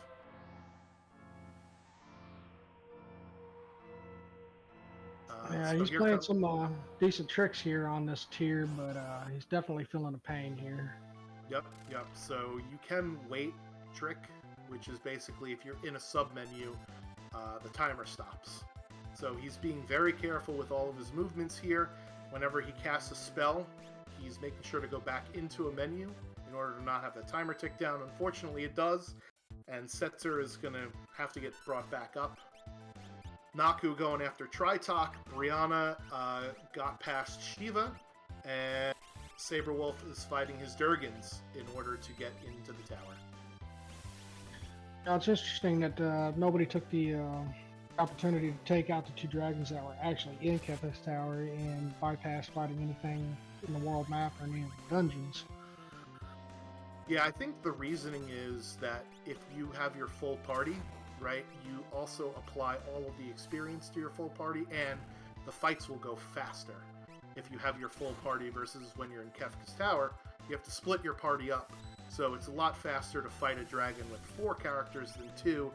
However, it is faster to just get into the tower instead of routing all the way to other places. So it's definitely a choice, and it looks like most of the runners have decided to go after the dragons in the world, as we see Brianna into the final fight, 122-52. Looks like Dozen is using some Phantom strats here, perhaps for calmness. I know they have Fenrir, so maybe they did Fenrir and... I haven't seen Fenrir go off, but he managed to time out that Phantom cast perfectly. Yeah, that's He's beautiful. moving on to tier 4 here. Alright, so you want to talk about the last phase here of the Kefka battle? Well, the only thing I really know about the last phase of Kefka is dump every bit of your damage out as quickly as possible. Yep, so move fast and break stuff, not just the Facebook motto. As we see Kefka coming down, I think, just as an aside, one of the interesting things is with Gogo in the final party, Gogo can't equip Espers, so that's one less Esper that you could actually take with you in order to do all of the different things that you want to do. But for Kefka, Kefka will play nice with you for a little while, and then they will cast Fallen One if you are within a certain HP threshold, which I think might even skip past the Fallen One phase. That reduces all of your characters to 1 HP. Then he will charge up for his super ultimate cool-looking anime-style attack called Goner that doesn't really hurt all that much. As here we see the Fallen One, so all of his characters will go to 1 HP.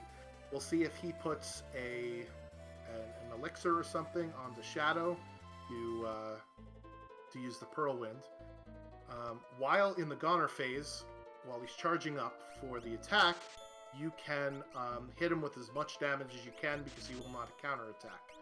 Otherwise, he starts counterattacking with things like Hyperdrive, which is a super high-powered damage dealer, Havoc Wing, the strongest physical attack in the game, and if he gets down below, I believe, 10,000 HP, then Ultima counters are in play, which is the strongest magical attack in the game.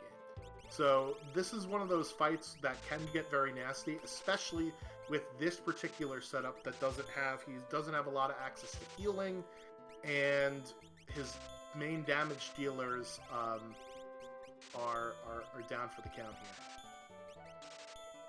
And we are starting to unequip elemental shields, so that'll probably come into play here really fast. Throwing out more Flame Rush.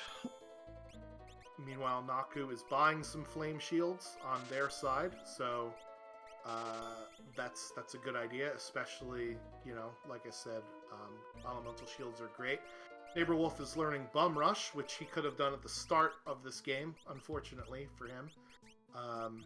Brianna is still on tier 1 here, casts a Safe on the top. I didn't even realize Save could be cast during this phase. Listen, you learn something new every time you play this game. I'm convinced of it. So here is the Goner Charger that we were talking about on Dozen's screen. He will not counterattack during this phase. This is when you put out all the stops. Dump as much stuff as you can. So the Thunder Shields are going away. I'm surprised he's throwing the Thunder Shield from Shadow too, because that was one of the main ways of getting healing. But if he's calculated the damage enough correctly, if he does enough damage, then he will hopefully kill Kefka before he has to heal himself again. Saberwolf, meanwhile, entering Kefka's tower, 126.35-ish. And that looks like it's it right there. And there it is. Crack pow. Boom bang. GG's in chat for Doesn't, who finishes with an official race time of 126.17. As Brianna moves on to Tier 2. And Naku diving into Kefka's tower at 127 flat. So, very interesting. We'll see if Doesn't wants to come in for an interview. And we'll discuss some things with him. So that was a pretty long final fight. I think that was like 16 minutes. Almost 16 and a half minutes. Yeah, definitely longer than normal. Yeah, so. And we are joined by Doesn't in the booth. GG's, congratulations on the first place finish. What did you think of the 9th seed? That was irritating. We were commenting on how awful your luck was with random encounters at the start of the seed, and also on the Velt check, you just kept running into, oh, this is not going to reward you with either the item or character, and then towards the end, you got decent luck on that fight against the Stooges. So, tell us about your lack of luck. Yeah, mostly just early game lack of luck. Also, lack of thought process. I needed to go back and buy Phoenix Downs. That killed my early game tempo. Was losing that save to the crash. Yeah, It's like I bought them in South Figaro, and then when I reloaded, I didn't have them, and I never found a shop with them until afterwards, after Narsh. Yeah, you were also having trouble with, getting some heals out. We noticed you employing, bolting your Thunder Shield user to get the health up and then healing the rest of the party. So that also probably doesn't help with a lack. Well, Pearlwind and Mantra are decent healing, but you also need to have the characters that are casting them to have high HP in order to be effective, right? Yeah, that's normal. That's fine. It was just the start that was annoying, and also I made some annoying misclicks with my party management, which is why Gogo came on late, and why I went into the crypt and did the crypt for 7th character. Yeah, I think, we were talking about it in the booth about, we knew that Umara was the reward for the Daryl's Tomb, and we knew that Celis was the reward for Umara's Cave. And I could sort of see picking up Umaro to get both the dragon and Tritok and fight another boss if you needed to get more XP. And Yeah, Celis rewards you a free item, so... I did very intentionally go into Umaro's Cave just to get a boss experience, and leave Celeste there to rot. Yep. So do you enjoy having Bum Rush early in seeds, or for you is it more of a, my fingers are going to hurt now for the next hour? I don't mind it. It just feels stale after a while, and in this case it drove me to not shop as much as I maybe should have. So I just leaned really hard into it. Any questions, Baron, that you have for Doesn't on his run? No questions, more of a statement. He did win the meme dream with the suplex of the train. That's always fun to see. Congratulations on a first place win. It was great to watch. A lot of fun to watch. Alright, thank you. Have a good night, y'all. Thanks, Doesn't, and we'll get back to the rest of the stream. First place winner, and we'll talk to him on the next one. Meanwhile, Brianna is on Tier 2 as we see dueling Stooges fights here from both Naku and Saberwolf. Saberwolf has both Gogo and Mog with Bum Rush. Meanwhile, Naku has neither, and Locke is stoned. Stop using drugs, kiddo. Drugs are bad. Okay.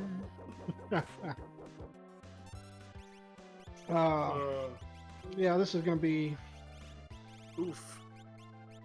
As thankfully the right Stooge went down first. Unfortunately, two other Stooges in Saberwolf's party are also now down.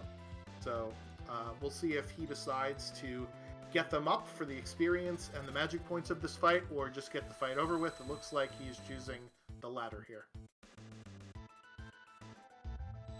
Yeah, this can be kind of tricky to get up with the all target, Gigavolt, different lightnings. But he gets through the fight, and we're gonna have a res now, and we're gonna have Etsnaku looking to be just seconds, maybe a couple of minutes at most behind him. Meanwhile, a large amount of damage going out against Brianna. She is in triple digits for all of her characters here. I don't know if she has taken down all of the other parts of this tier, and we're still looking. Meanwhile, she must have found Cure 2 on a spell somewhere, so I bet Doesn't is kicking himself, wishing that he had that Cure magic. But having Pearlwind with lore and things like that will also definitely help here. Yeah, it's definitely interesting to see that learning a new way to heal your party like that.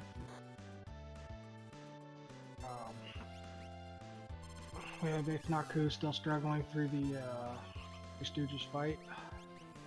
Yeah, this one's going to be tough without Bum Rush. I don't know what sort of magic they have on them.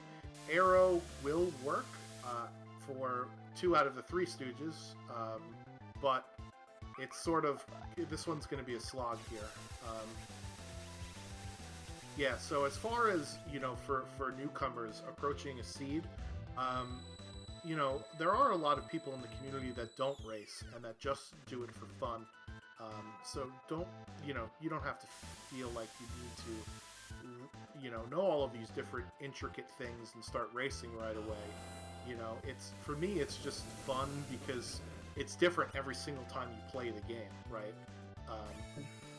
That's one of the beauties of ROM hacks like this. So, meanwhile, Brianna is out of Tier 2 onto Tier 3 with her entire party and has Fenrir. I forgot to ask Doesn't about the Phantom strat, but when you're timing out your HP, that will certainly do it. So, yeah. So my advice, if you're newer, is just play on your own, as long as you want, and then eventually you'll start to want to go faster and faster and faster, obviously, because playing the vanilla version of this game takes 20-30 hours, something like that, unless you're a speedrunner that counts their step with the step count. I think the world, I don't know world record, but most speedruns I've seen are 6 hours of this game. So to have this game boiled down into an hour and a half to 2 to 3 hour bite is really great. So absolutely, and you get, if you play through it long enough, you get to see the content from every bit of the game. At some point in time during the randomizer, you get to see every boss, every item, every weapon. You get to experience everything at some point, and it keeps it fresh. It keeps it real. You learn something new every time you watch or race. I almost guarantee it. I've learned a few things on this particular race as we see sets are up in the air, Bum Rush coming down. It looks like we've got the Fenrir cast, which will grant the entire party the image status. And since Calmness is a physical attack, it will whiff to somebody who has the image status. And as I was mentioning before, with the Kieran Esper, it looks like that's what Brianna had casted earlier in the fight, because I'm seeing regen health on all of her characters going up and down. Meanwhile, Naku is still on the Stooges fight. This is kind of a rough spot for them, right? With a divided party. The Stooges aren't really that annoying of a boss in my particular opinion, unless they're in a bad spot or you don't have the elemental weaknesses to deal with them. And in this case, for Naku, that's both. Here comes the Calmness. It's going to miss on Shadow. It does knock out his image status, but thankfully another Calmness doesn't come for Shadow. That's one of my things that I hate the most, is when you have Calmness protection and it doesn't work because it gets negated. Always fun. Meanwhile, we have a train over on Saberwolf's side. I hope that he gives us the suplex. He does not give us the suplex. Only the bum rush. I think he's feeling the pressure of how long he's been playing the seed and is like, let's get this over with. I need to just bum rush the train here. All right. Meanwhile, final battle for Brianna. We'll see how she takes this fight, as she's got regen, she's got image, which will definitely help against Kefka's attacks like Havoc Wing and any of his physical attacks. You got 2 bum rush users, a jumper, and a lore user, so I think this should be pretty good. Does have the Mega Elixir as well. Must have picked it up in a shop somewhere, perhaps. Yeah, I don't remember seeing Magic Master come up anywhere, so it must have been a shop pickup. Or a chest pickup. It could have been that too. You never know. Using Meteor, because it's only slightly more powerful than Blowfish. And we've got Senor Behemoth, Asta Aki on Saberwolf's screen. Meanwhile, Naku is past the Stooges fight. Very, very happy to be past that fight, I'm sure of. Fallen One coming out for Kefka. Here comes some more Bum Rush. We'll see if she uses the Mega Elixir here. Because, yep, there it goes. Right before the jump. Jump is one of those commands that if you input it right away, the character will jump immediately before whoever's character's turn is next. So that's why when you're casting something that you want to have also on your jump user, you want to make sure that they're still on the ground before you use it. And here comes a couple of bum rushes. Second phase of Behemoth, and that's gone as well for Saberwolf. Let's see if this will do it for Brianna's screen. Setzer comes down. Here comes an arrow attack. We'll see if arrow's doing more damage than Meteor here. It is. So that's the way to go, I guess. And here comes Goner. Setzer will miss Goner. I don't know how many people this is going to kill. Her health is... Her max HP is sort of low. Maybe she's at a lower level than I expected. Well, Honor for being the ultimate anime move does not do that much damage. No, it's quite anticlimactic. We should be seeing Brianna wrap this up pretty quickly. She's pulling with fire here, though. This is prime time for ultimate counters, as we see Havoc Wing coming out. Doggo saving the day, blocking that one. So she is wisely waiting until the Goner charging, because there is no counterattacks during Goner charge. There are counterattacks before it. Yeah, this is... She was definitely playing with fire a little bit there, but now seems to be hitting it with everything it's got. Using some Cure in order to make sure that Goner does not wipe her party. Meanwhile, Saberwolf is fighting Ifrit. Naku is due lift broing, and there it is, the crack pow. That is Brianna done, 139.35. GG's to Brianna. Great job. Get those GG's in chat. Seed also validated because of the train suplex. I don't know. Was it her that suplexed leader, or was it someone else? I think. Yeah, I believe it was. I believe it was Brianna that suplex leader. Unfortunately, we will not get a suplex of the train on Naku's screen because the party is not set up for it. But you know what? If they have Doom, I will. Oh, X-Zone. There we go. That's a close second. Is X-Zoning the train? Yep, and there you go. Like Thanos, snapping the train out of existence there. So the Phantom Train is weak to instant death. So if you have Doom, if you have X-Zone, if you have a Chainsaw, if you have an Air Anchor, if you have a Cleave, Sword Tech, so yep, that'll do it. So do we have Brianna coming into the channel for an interview? Yeah, if she wants, we could always have her in. We'll see. There's the bird morph on the screen. Validation chest was a wall ring, this particular seed from Naku, as he's finding Guardian. Saberwolf is fighting against Ifrit and Shiva here.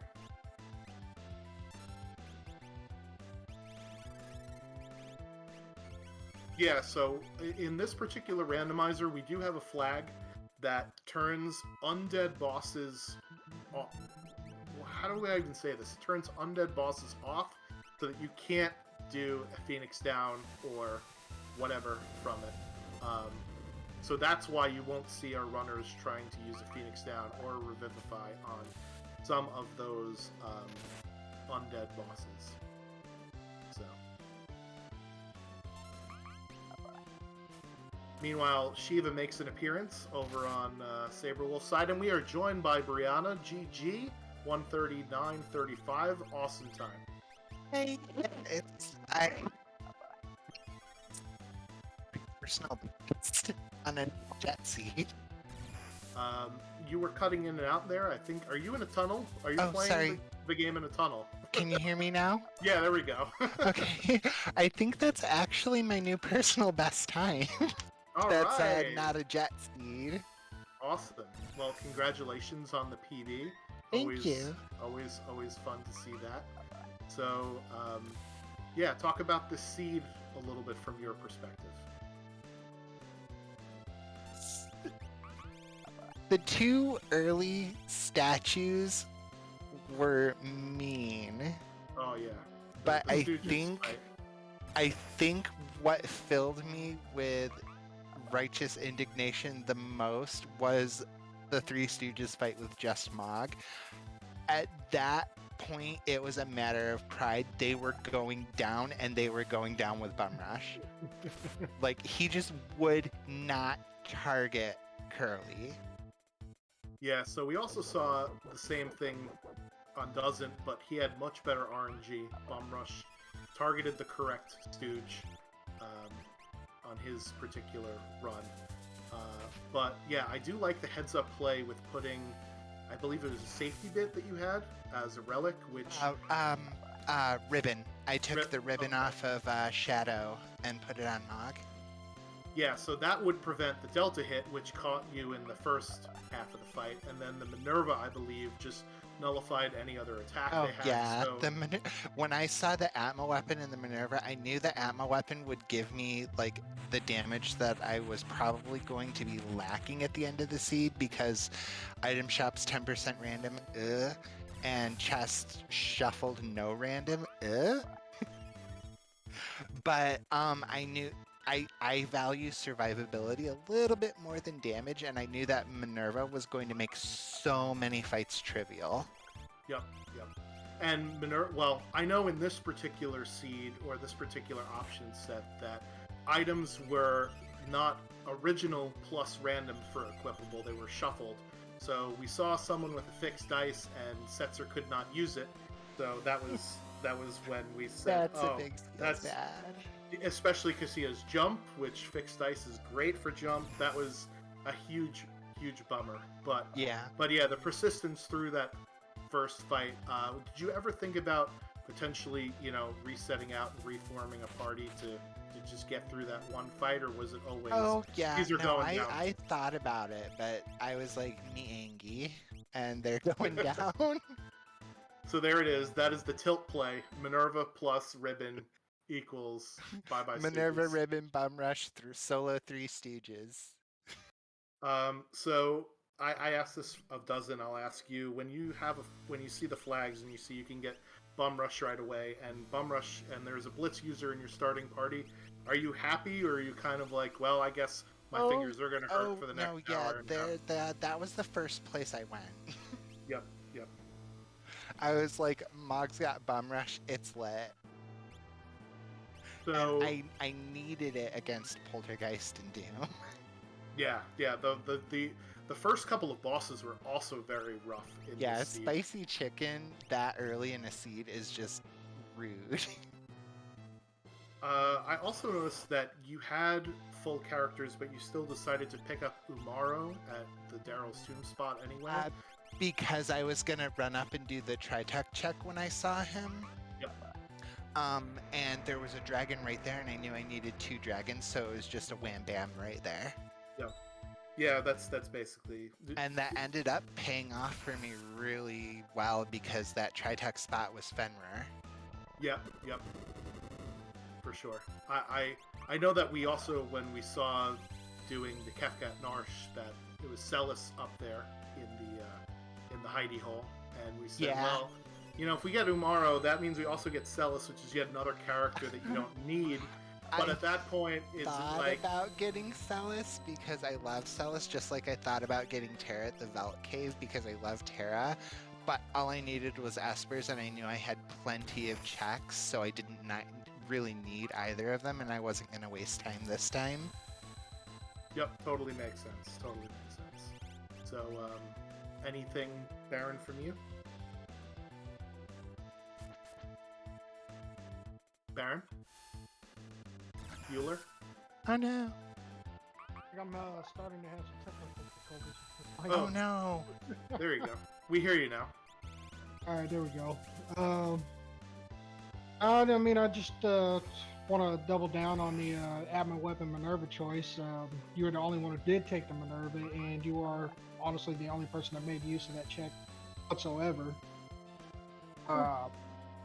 Everybody else took an Atma weapon. You never even seen it come into play, despite having an offering, a Genji glove. Nobody equipped the Atma weapon after they took it. Oh my god! You're the only person that made any use of that check. I Oh, mean, no. it paid off better for you than anything I could have thought of. So I mean, that's great. That's really heads Oh up. yeah, no, I only tried for that offering once, and because I didn't take the Atma weapon, once was more than enough. I was trying for more for the money than I was for the actual offering at that point. Yeah, absolutely. I mean, there was nothing else that could have been done with that, but I mean, GG, well played, definitely. GG. Yeah, I this want to se- give a special shout out to Doesn't for managing to win after a blue screen of death. That's like awesome. Yeah, definitely. And it also didn't help that he had lost his item shopping to the blue screen of death, so he was scrambling in the final battle with lack of heals, lack of Phoenix Downs, all sorts of fun stuff. Yeah, I felt comfortable going into Final Kefka, but I just knew that my damage wasn't there. Yeah. So I knew it was going to be a bit of a slog. Yeah, I mean, other than the scimitar, right, and the Atma weapon, we didn't. Skyrender Yeah, was the Sky strongest Render. weapon that I had. Yeah. Well, I had an Aura Lance too, but my jumper couldn't use it. Right. Yeah, that was one of the things we had talked about getting past the spicy chicken fight was, oh, you get an Aura Lance. Hopefully Setzer could use it, and Setzer couldn't use the fixed ice or the Aura Lance, so what are you good for, Setzer? Come on. And I didn't do nearly as much shopping as I normally do, so I didn't get a chance to see if there was like a Dragon Boots Dragonhorn combo available. But I actually think not doing that extra shopping that I normally do ended up saving me time in the end, even with the longer final fights. Yeah, that's always the push and pull is how much preparation do you do up front versus how much time does it save towards the end. Yeah, and I've always been like playing the vanilla games. I was always like, if you're not over prepared, are you even prepared? Yep. So, any last thoughts for the seed before we let you go? Feels bad, man. Blue screen of death. Congratulations, Doesn't. Good luck to Saber and Naku and Boo Jack. Yeah. So, thank you, Bree, the mean queen of the stream, with the Thank you rename so cards much. and the Oh, suplexing. I will take that title so much. I will take that title. I have nothing but time for that title. Thank you. Alright, night. Bye bye. All right, so back to some brawling. We see Saberwolf on tier 2 here as Naku takes down Senor Scrontium Super Senor Behemoth. Insert whatever you think SR stands for here. I think So, I'll yeah. just stick with Sister Behemoth. Sister Behemoth, yeah, there you go. So we did see the Doom go out on tools, some Pearl casts on Tiger, because I don't think we found ice magic anywhere. Saberwolf found Cure 3 somewhere, so that is definitely going to help. But And that yeah, shows more of the divergences this game will have is that everybody here, getting to the final area, had a different form of healing. Doesn't he with Pearlwind and basically elemental shields, Brianna having Cure 2, and now we finally seen Cure 3. Just shows different ways that you can get through this game, different routes that people can take, different thinking. yeah, it's one of the reasons why I love playing this game, is that even watching racers, right? The seed was sort of linear after the first 3 checks turned out to be, harder bosses, but when you pick up Shadow and Gao sort of for free, right, there was some divergence in where the runners could go. This is a very character-heavy at first seed, though, right? We see some of the runners have 7 characters. We knew where Celis was as another character, and I don't even think people checked any of her checks. We didn't see Magitech Factory at all. We didn't see Opera House, so... Yeah, I don't even think anybody checked the South Barrel basement as far as her personal check goes either. Yep. So here we've got Ifrit on Naku's screen. Ifrit, weak to ice, absorbs fire, and will dish out fire damage. We'll see if we get to see another Shiva appearance this stream. So we've seen, 2 Shiva appearances so far?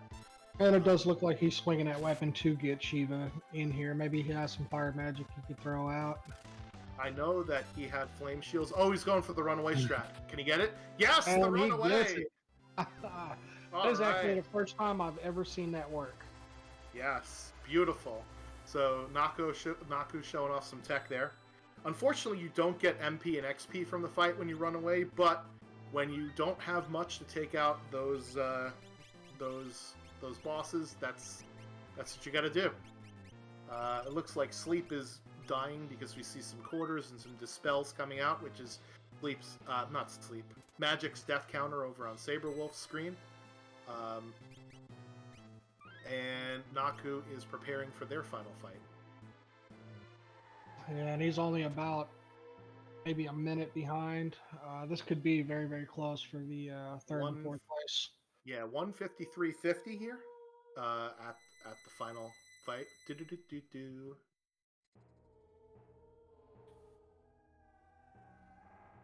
We have 10 hits coming out here. Ooh, Cester 2 HP and a dream survives! Oh my goodness, wow. So at what point do you keep the dream going and go for this, what do they call those, desperation attacks? Yeah, I mean, he's our jumper though, so he's going to be in the air most of the time. But yeah, if you choose the fight command here and do a desperation attack, that would be that would be interesting. But what you should do is heal him up. Right? The chance of getting a desperation attack is so slim, it's not worth the chance of him dying. What is it, like 1 in 16? I have no idea. Not a clue. But here we see Bum Rush coming out, unfortunately targeting the wrong person. We do have a Cure 3, so there's your Cure 3. And Kieran was definitely cast earlier in the battle, so we've got some regen going on. Interesting that we have the same final parties on both Saberwolf and Naku's screen. Meanwhile, Brianna and Doesn't took Gogo with the ability to use Blitz with Bum Rush. So, I think that, had Saberwolf and Naku thought about putting Gogo in here with Bum Rush, they might have been able to deal more damage. But again, it's a risk-reward because it is non-targetable damage, right? So you don't know where Bum Rush is going to land. Meanwhile, we get some good RNG there for Bum Rush doing our quad 9, so that means Girl is down. We could start unloading on Sleep, Rest, Blue Man Group guy there. Naku with showing off some tech, doing the Doom on the long arm, is going to send some fire into the head there because the head's weak to fire. And we want to make sure we kill the head before we kill the other arm, which they do, which is great. And now we can use Bum Rush freely, and unfortunately Locke goes down to a calmness there. I guess Saberwolf must not have found the Fenrir at the Crytok spot. Let's see. Who does he have coming into? No, Saberwolf is the only one that did not grab Fenrir at Tritok, unfortunately. Yeah, let's see what's behind door number 3. And actually, for the first time, I did see the Atma weapon come out on Shadow on its Naku's screen. So There I'm it listening is. to use though, but we have no Genji glove, no offering. Pretty much nothing. Not for lack of trying though. I think Naku tried the Katana Soul battle 3 or 4 times maybe. So Right. we do have Gogo coming in on Saberwolf, but with that HP, I don't think that Gogo was leveled up at all. So a Bum Rush would do not very much damage. Yeah, Gogo not having, stats to begin with. If he really is this low level, he's just there for the party. We did find a Dragon Horn. I forgot to tell Brianna about that, but I'm sure that if she's watching now, she will see Setzer with the Pogo. That was in some shop somewhere, I believe. Anyway, so Fallen One comes out. It looks like we've got some healing going on. And wow, 6,800 damage to Gogo. That's a nap for them. Gogo taking one for the team there. It was at Albrook. Thank you, Mr. E. A lot of dances going on Naku's screen, and it looks like he is going to choose the one with the healing in it, the Wild Bear. I think that's like the biggest healing dance, if I'm not mistaken. Yeah, I believe you're right. And that's probably going to be of the most use. The question is, when he goes from tier 2 to tier 3, does the dance continue, or does the command get reset? No, it gets reset, thankfully. I one time had my dance user zombied on tier 2. I revivified them, but since dance goes through zombie, they continued to dance all the way up to tier 3. Which was quite annoying because they were my Valiant Knife user. So it was horrific. Anyway, so Kefka charging up for Goner here. Let's throw everything we've got at the problem. Let's see. Oh, we're gonna do quick strats. Ooh, unfortunately, doesn't get the quick off before the Goner here. Yeah, quick is one of those abilities I still don't really understand all that well. I know you sort of get 2 turns in a row immediately, kind of, but I don't it basically does run 2 turns in a row, and it can be broken with the gem box to allow, I think, up to 5 spell casts. A lot of people don't use it because it really is kind of slow, but that's right. With the oh, well, we have Crack Pow. Ooh, there we go. All right, Saberwolf in 3rd place here with a time of 1:59.14. Get your GGs in the chat for our resident out. And it looks like Saberwolf is in the voice chat. We'll drag him in for an interview here. We've dragged him in. His mic is muted, so when he unmutes his mic and decides to talk, we'll have a chat. So, GG Saberwolf, awesome job on the run. Hey, thank you very much. Hey. So, impressions of the seed overall? The seed wasn't bad. My problem was the Kefka fight when I did Kefka and Narsh. Just, I was like a millisecond away from hitting that guy. Like, to touching that boss. And I was like, Yep. Oh my god, how? So, re-leveling, doing all that stuff again, that's what hurt. Yeah, that was rough, especially when the boss at Kefka at Narsh was leader, so it was almost free if you ever got to. There. Yeah, that was rough. And I mean, the sea overall was fine. I didn't have a problem with it. Double back. I didn't want to double back on Phoenix Cave to get the dragon. I knew there was other dragons available that could be faster to get to later. And I kind of just wanted to get items. And the weirdest thing about the sea for me is that I had fixed dice. Nobody could use it, including the gambler. How? Yeah. I'm like, how is that possible?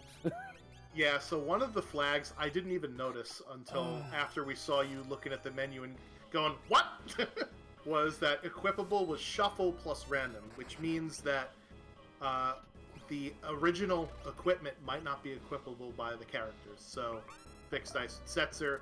We didn't find any Valiant Knives, but we found Locke. But if Valiant Knife was there, Locke may not have been able to do it. Yeah. So, it was one of those like feels bad man moments, especially when he was the jumper too, right? So. Yeah, I felt a little weird because I double backed to myself once. Like I went to like a couple different areas and I had to double back to redo them, so I lost some seconds there. The Kefka fight was with the Kefka Narsh one is what really hurt me actually the most. So. Yeah, definitely. I noticed that you, along with all of the other runners, you had 6 characters, and I still decided that when you checked the tomb, what's it called? The grave, it was Umaro, and you decided to go ahead with the battle against Doom. Talk to us about that a little bit. I saved over that file. I wouldn't have fought it. I did that twice. Like I saved him. I was like, God damn it! I saved over South. Oh, I guess I'm fighting now. Yep. And that was just been a push on levels at that point. And the biggest thing that happened was, for leveling wise, is that the last possible fight I had, Setzer learned Cure 3. And that's where it was natural magic. Huge. Yeah, Setzer was like, if he could use the dice, he would have been the ultimate character this run. But Setzer learning Cure 3 on that last fight that I had in that boss fight before going into Kefka, that saved my bacon, like, so much. I didn't care about losing Locke on the columnist. I knew I was going to lose somebody, so I didn't care about that. But yeah, that Cure 3 on Setzer, just keeping the MP there, knowing that I'm going to need it later. And the other thing I could say is, like, can Mog hit a bum rush on the right target? My God! Yeah. Mog, hit the tiger. Hit the tiger. No, that guy's muted. Why are you hitting him?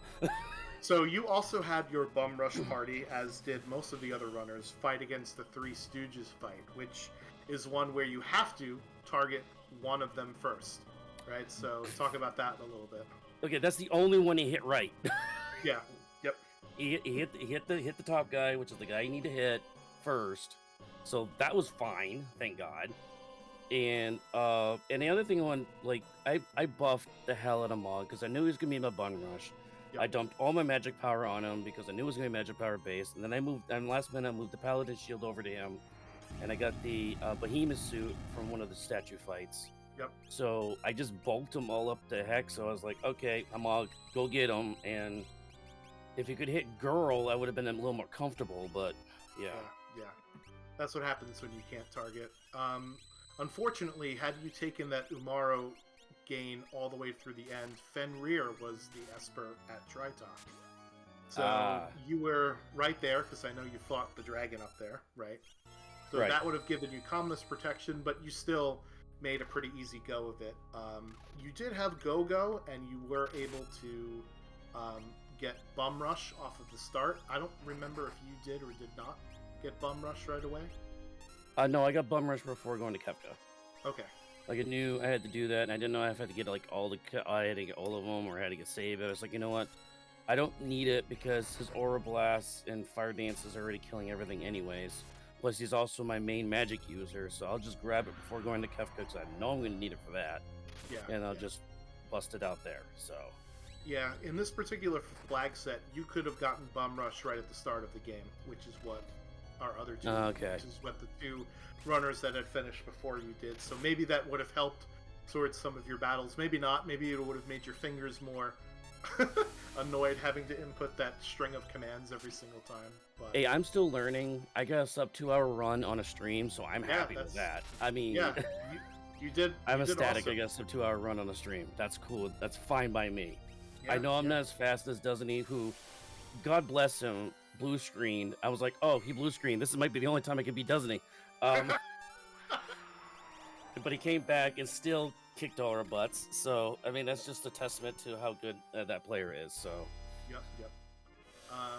Any other final thoughts? I don't know if Red Baron is here or not. He messaged me and said he might have to dip out. No other thoughts. I mean, other than that, I mean, the stream was fine. I mean, that's pretty fun. The run was fine. The dragons were easy to get to, and there was only 2 of them. The espers kind of late was rough, but I knew I had Shadow to get onto the island to get all 3 of those espers really. So that was really helpful. Yeah, the three Esper floating continent was definitely super duper helpful, especially in a very character heavy early seed, right? I think we got Shadow for free, got Gao for free, got Gogo very early too. So yeah, I don't know if I should have like getting Cure 3 at the end of it. Like I said with Setzer saved my bacon, yeah, but Gao with heal, I was like, man, I have not seen any heal spells on any of the espers that I got, and I'm thinking back like, oh man, maybe I should have kept him to be a heal bot, because that's all he would have been though. He had a heal and morph, so that's all he would have done, rather than maybe catch spells whenever I learned them. But he would just been dead weight till then. Yeah, there were some powerful spells pretty early in the seed with Fire 3 and Pearl and Doom, but not a lot after that. Although, and heal sort of has diminishing returns towards the end of the seed too, as Naku is heading up to the final battle. Cool. Anyway. Well, one thing I did do was I found the Fire Shield and Thunder Shield early. Yep. I did invest like a lot of money to buy these shields to learn Fire 2 and Bolt 2 early, so I could help myself in those fights in those areas if I needed to. But yeah. Awesome. Well, congratulations on your sub 2-hour finish. GG's, and we will catch you on the next one, man. All right, and good luck to Naku. Go get him. All right, thanks. Bye-bye. Bye-bye. So let's talk about Mantra here, as we see a Mantra cast, which will not only heal your party, but will also clear most status effects. I don't know exactly which ones they are, but you saw a lot of cool Mimi sunglasses on his party, and now they're off. It seems like the sun up at the Kefka final battle is too strong for the entire party here. Thank you for the bit cheer as well. Go Naku. Yes, definitely. As we see Havoc Wing getting blocked from Locke here. So in this final battle, the goal is to get to the Goner phase and then unleash as much damage as possible, because counterattacks do not happen then. We're seeing Setzer coming out with the jump. Unfortunately, Fire 3 coming through. We did see Naku buy some Flame Shields, so Locke absorbing that damage like a ShamWow there. Locke, unfortunately, doesn't have much utility in this fight. I think he's just got his dances, and I think that's the Sky Renderer, as he's putting him in the front row here, with Aura Bolt coming out from Mog. A jump coming out. Unfortunately, the high evade from Kefka is not allowing that Atma weapon to connect. Train coming out, so Train, or Trine as it should have been translated, is going to mute and blind your party. And unlike in Vanilla, in Worlds Collide, the blind status actually makes a difference, because evade actually works. As there you see the 4,200 damage from the Atma weapon here, as we're just going to hold A until we get to the Goner phase. Pogo Setzer jumping on top, a hyperdrive coming out. And there goes Setzer. Another hyperdrive coming out. Unfortunately, the counterattacks are coming fast and furious here. So let's see what's going to happen here. Are they going to decide to get Locke up, or are they just going to let Locke stay down? Because, like I said, Locke wasn't doing all that much. He could throw a shield during the Goner phase. That would probably be all he'd be good for. Here comes Goner, and there go the shields. There's one. Jump is probably not a good idea at this point, because you'll probably land on the other side of Goner, which may trigger a counterattack. Here comes a second shield. Physical attack, or a bolt as well. Let's see if this will do it. And unfortunately, Goner is going to hit two of the three party members here. Does train mean suplex? Yes, we did suplex some trains earlier in Kefka's Tower. Streams did it for the memes, even though we had Bum Rush. We did do the train suplex. It depends on what party got taken where. Naku did not have a blitz user for the train fight, and Saberwolf did not do the suplex, but we have the crack kapow. 2:11:24 is Naku's time there. Awesome job, excellent final battle there, especially with this seed that didn't really have a heck of a lot of offense aside from one tier 3 spell. You had Bum Rush, which unfortunately Naku did not pick up, and we did have a jumping Setzer that couldn't use the fixed dice, very annoyingly. But perseverance is the name of the game here, so if Naku wants to come in for an interview, we'll let them come in. But yeah, so what we're going to be doing now after this interview, potential interview, is we're going to throw you guys and girls in the chat over to RPG Limit Break, who is doing a charity stream. They were gracious enough to host us on Thursday night. And yeah, so we're going to send you over there in just a couple of minutes. As a couple of last things I want to say, thank you so much to the real Dream Team, the true MVPs of the stream. No, not the Blitz Train Suplexers. Talking about Mr. Entity, who is on broadcast, and Ceiling Cat, who is on tracking. Without them, we could not do our jobs here in the commentary booth to put on a great show for you all. Red Baron, if he's here or not, I'm not really quite sure, but thank you for joining me on commentary for most of the run. I really appreciate it. And if anybody who is just joining us is interested in creating a seed of their own to give this a try, ff6wc.com is the website. There's a link to a Discord with all sorts of friendly people to help. And we also have a YouTube channel, FF6 Worlds Collide on YouTube, that also uploads lots of these races ex post facto when they are done. I have been the Schwantz27, and hopefully you all have been entertained. And if you're not, RPG Limit Break sure will. So, Mr. Entity, why don't we send everybody over there and have a good night.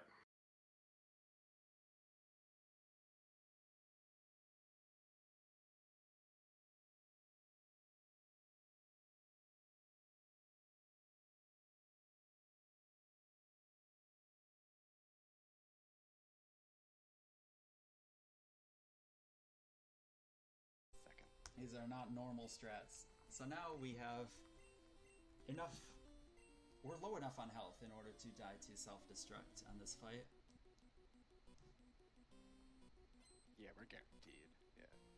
All right, thanks, Mr. E. We can just demolish the rest of his team with Earthquake. Gen 1 misused Earthquake. Hopefully we won't Gen 1 miss on this fight, although it's pretty inconsequential. All right, thanks, man. Catch you later. Oh, I think the Muck has, like, minimize, and that could get messy if it's